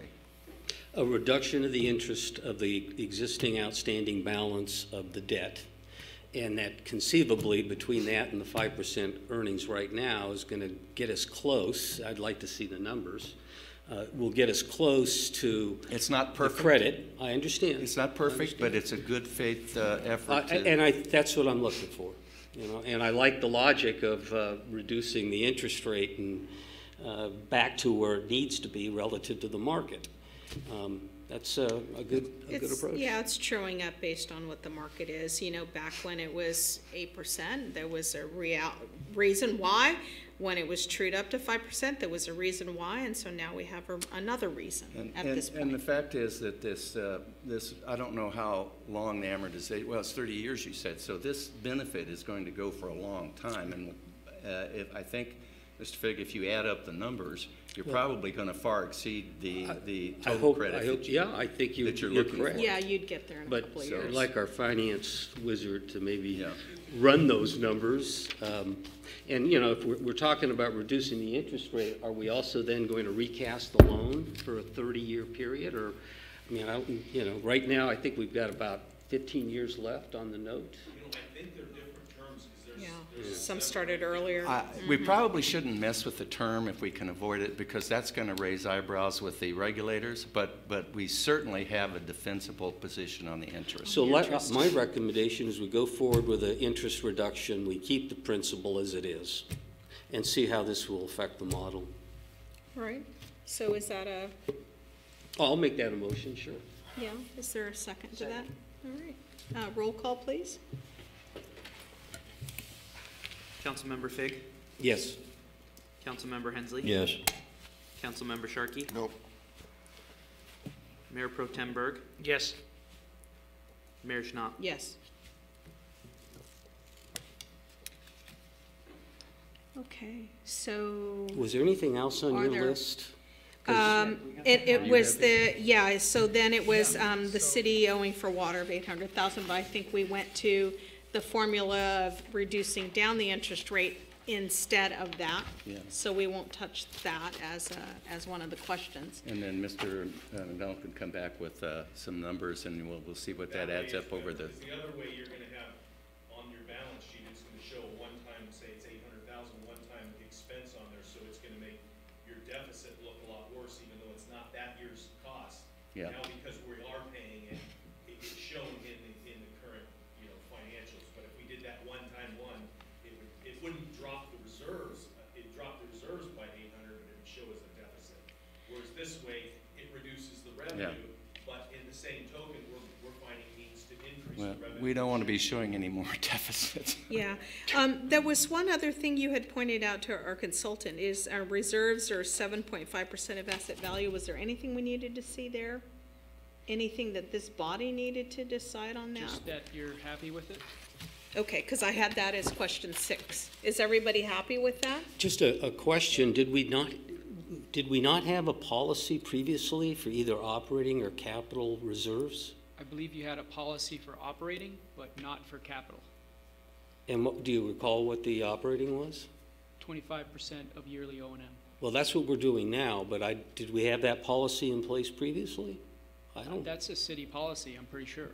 I Well, at believe least that for the was general just made, fund. I believe that was just made when we did the rate plan study last time, because there wasn't anything before that. Yeah, I'd have to go back and look at the rate study. That was to one of confirm the, that was one of the things that Doug and I and the community did, was to execute on that to make sure we did have set-asides, because we had 0 before. Anyways, okay, so everybody feel comfortable then with the reserves at what they have been and to keep them? All right. I see a nodding of heads. That means okay. I believe, Mr. Consultant, I think we've gotten all the questions answered for you in I this think study. so. So I just wanted to point out that I believe everyone just voted on refinancing, so I'm just going to hit the toggle for refinance and look at the reserves on your bottom right, and they go up. So you're even healthier than what you thought you were.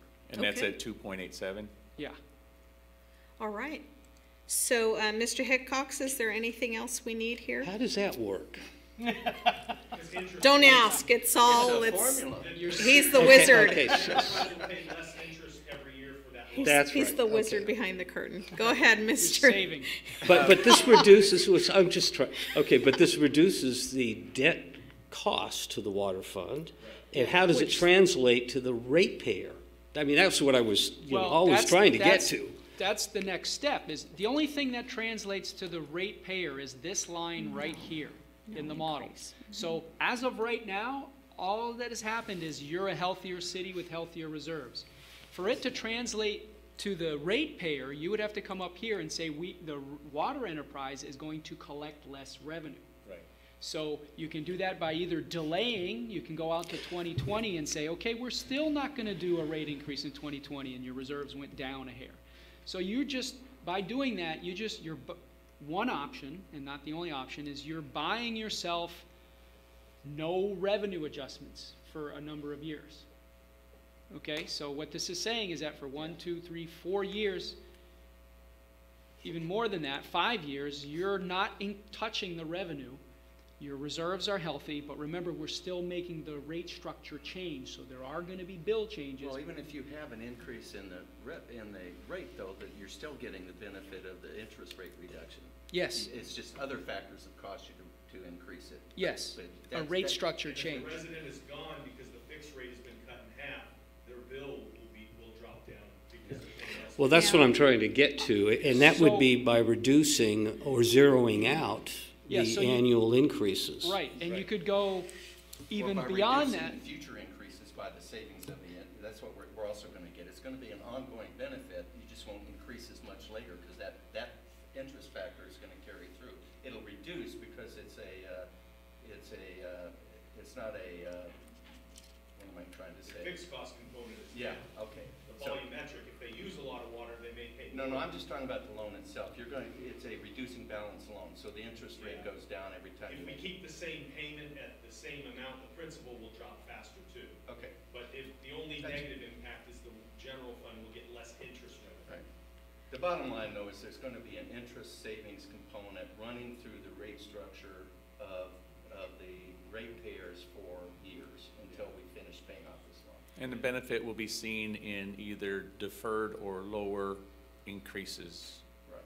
It Not won't be so much in immediate- a well, refund. It actually will be. a Well, reduction according because to we're the gonna- model, is it by zeroing out? We're going to zero out for several years. So That's there's a correct. So immediate that's, return. one option, and I'm hesitant to mention this one, but it is an option, is you could even say, okay, we're gonna decrease the revenue collected by the water fund. Yeah, I don't feel comfortable with that. I mean, I feel Well, like we you know what, just I at agree. least We're in a have to good do place. the Let's go. inflation No, rate. I agree, that's why I said I was You hesitant. scare me at 0 or negative. Back, Complaining are the ones that use a lot of water or have a strange, like, HOA kind of.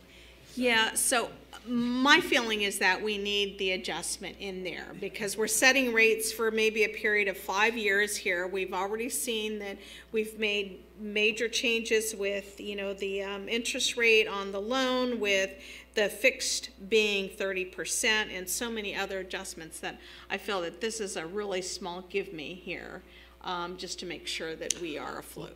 Well, I disagree. Because, for the very reasons that I've already pointed out, is that the ratepayer ought to see the benefit of these credits that we're talking about.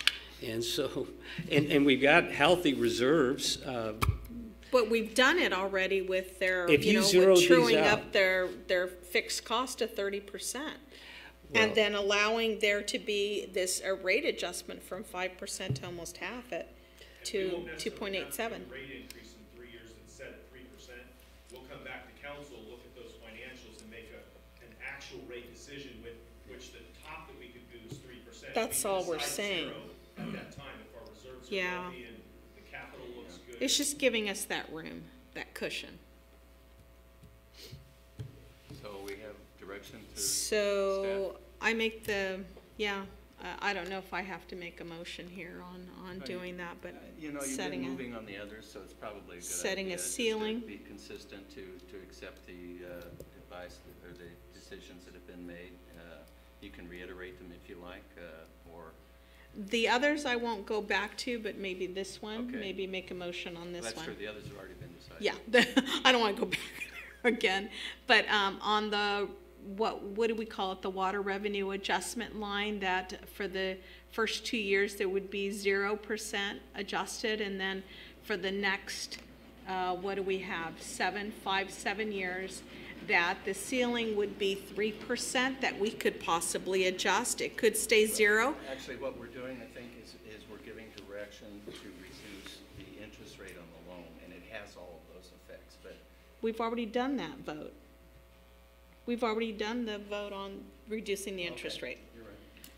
We're just looking right now at this, which is the inflation kind of index, I think. Okay. Right? So I propose that the first 2 years it would be 0, and then years after that, year 3 through whatever it is, 5 or 7, that our ceiling could be 3%, could be from 0 to 3%, but 3% would be the maximum we could increase, and that would be a decision by City Council.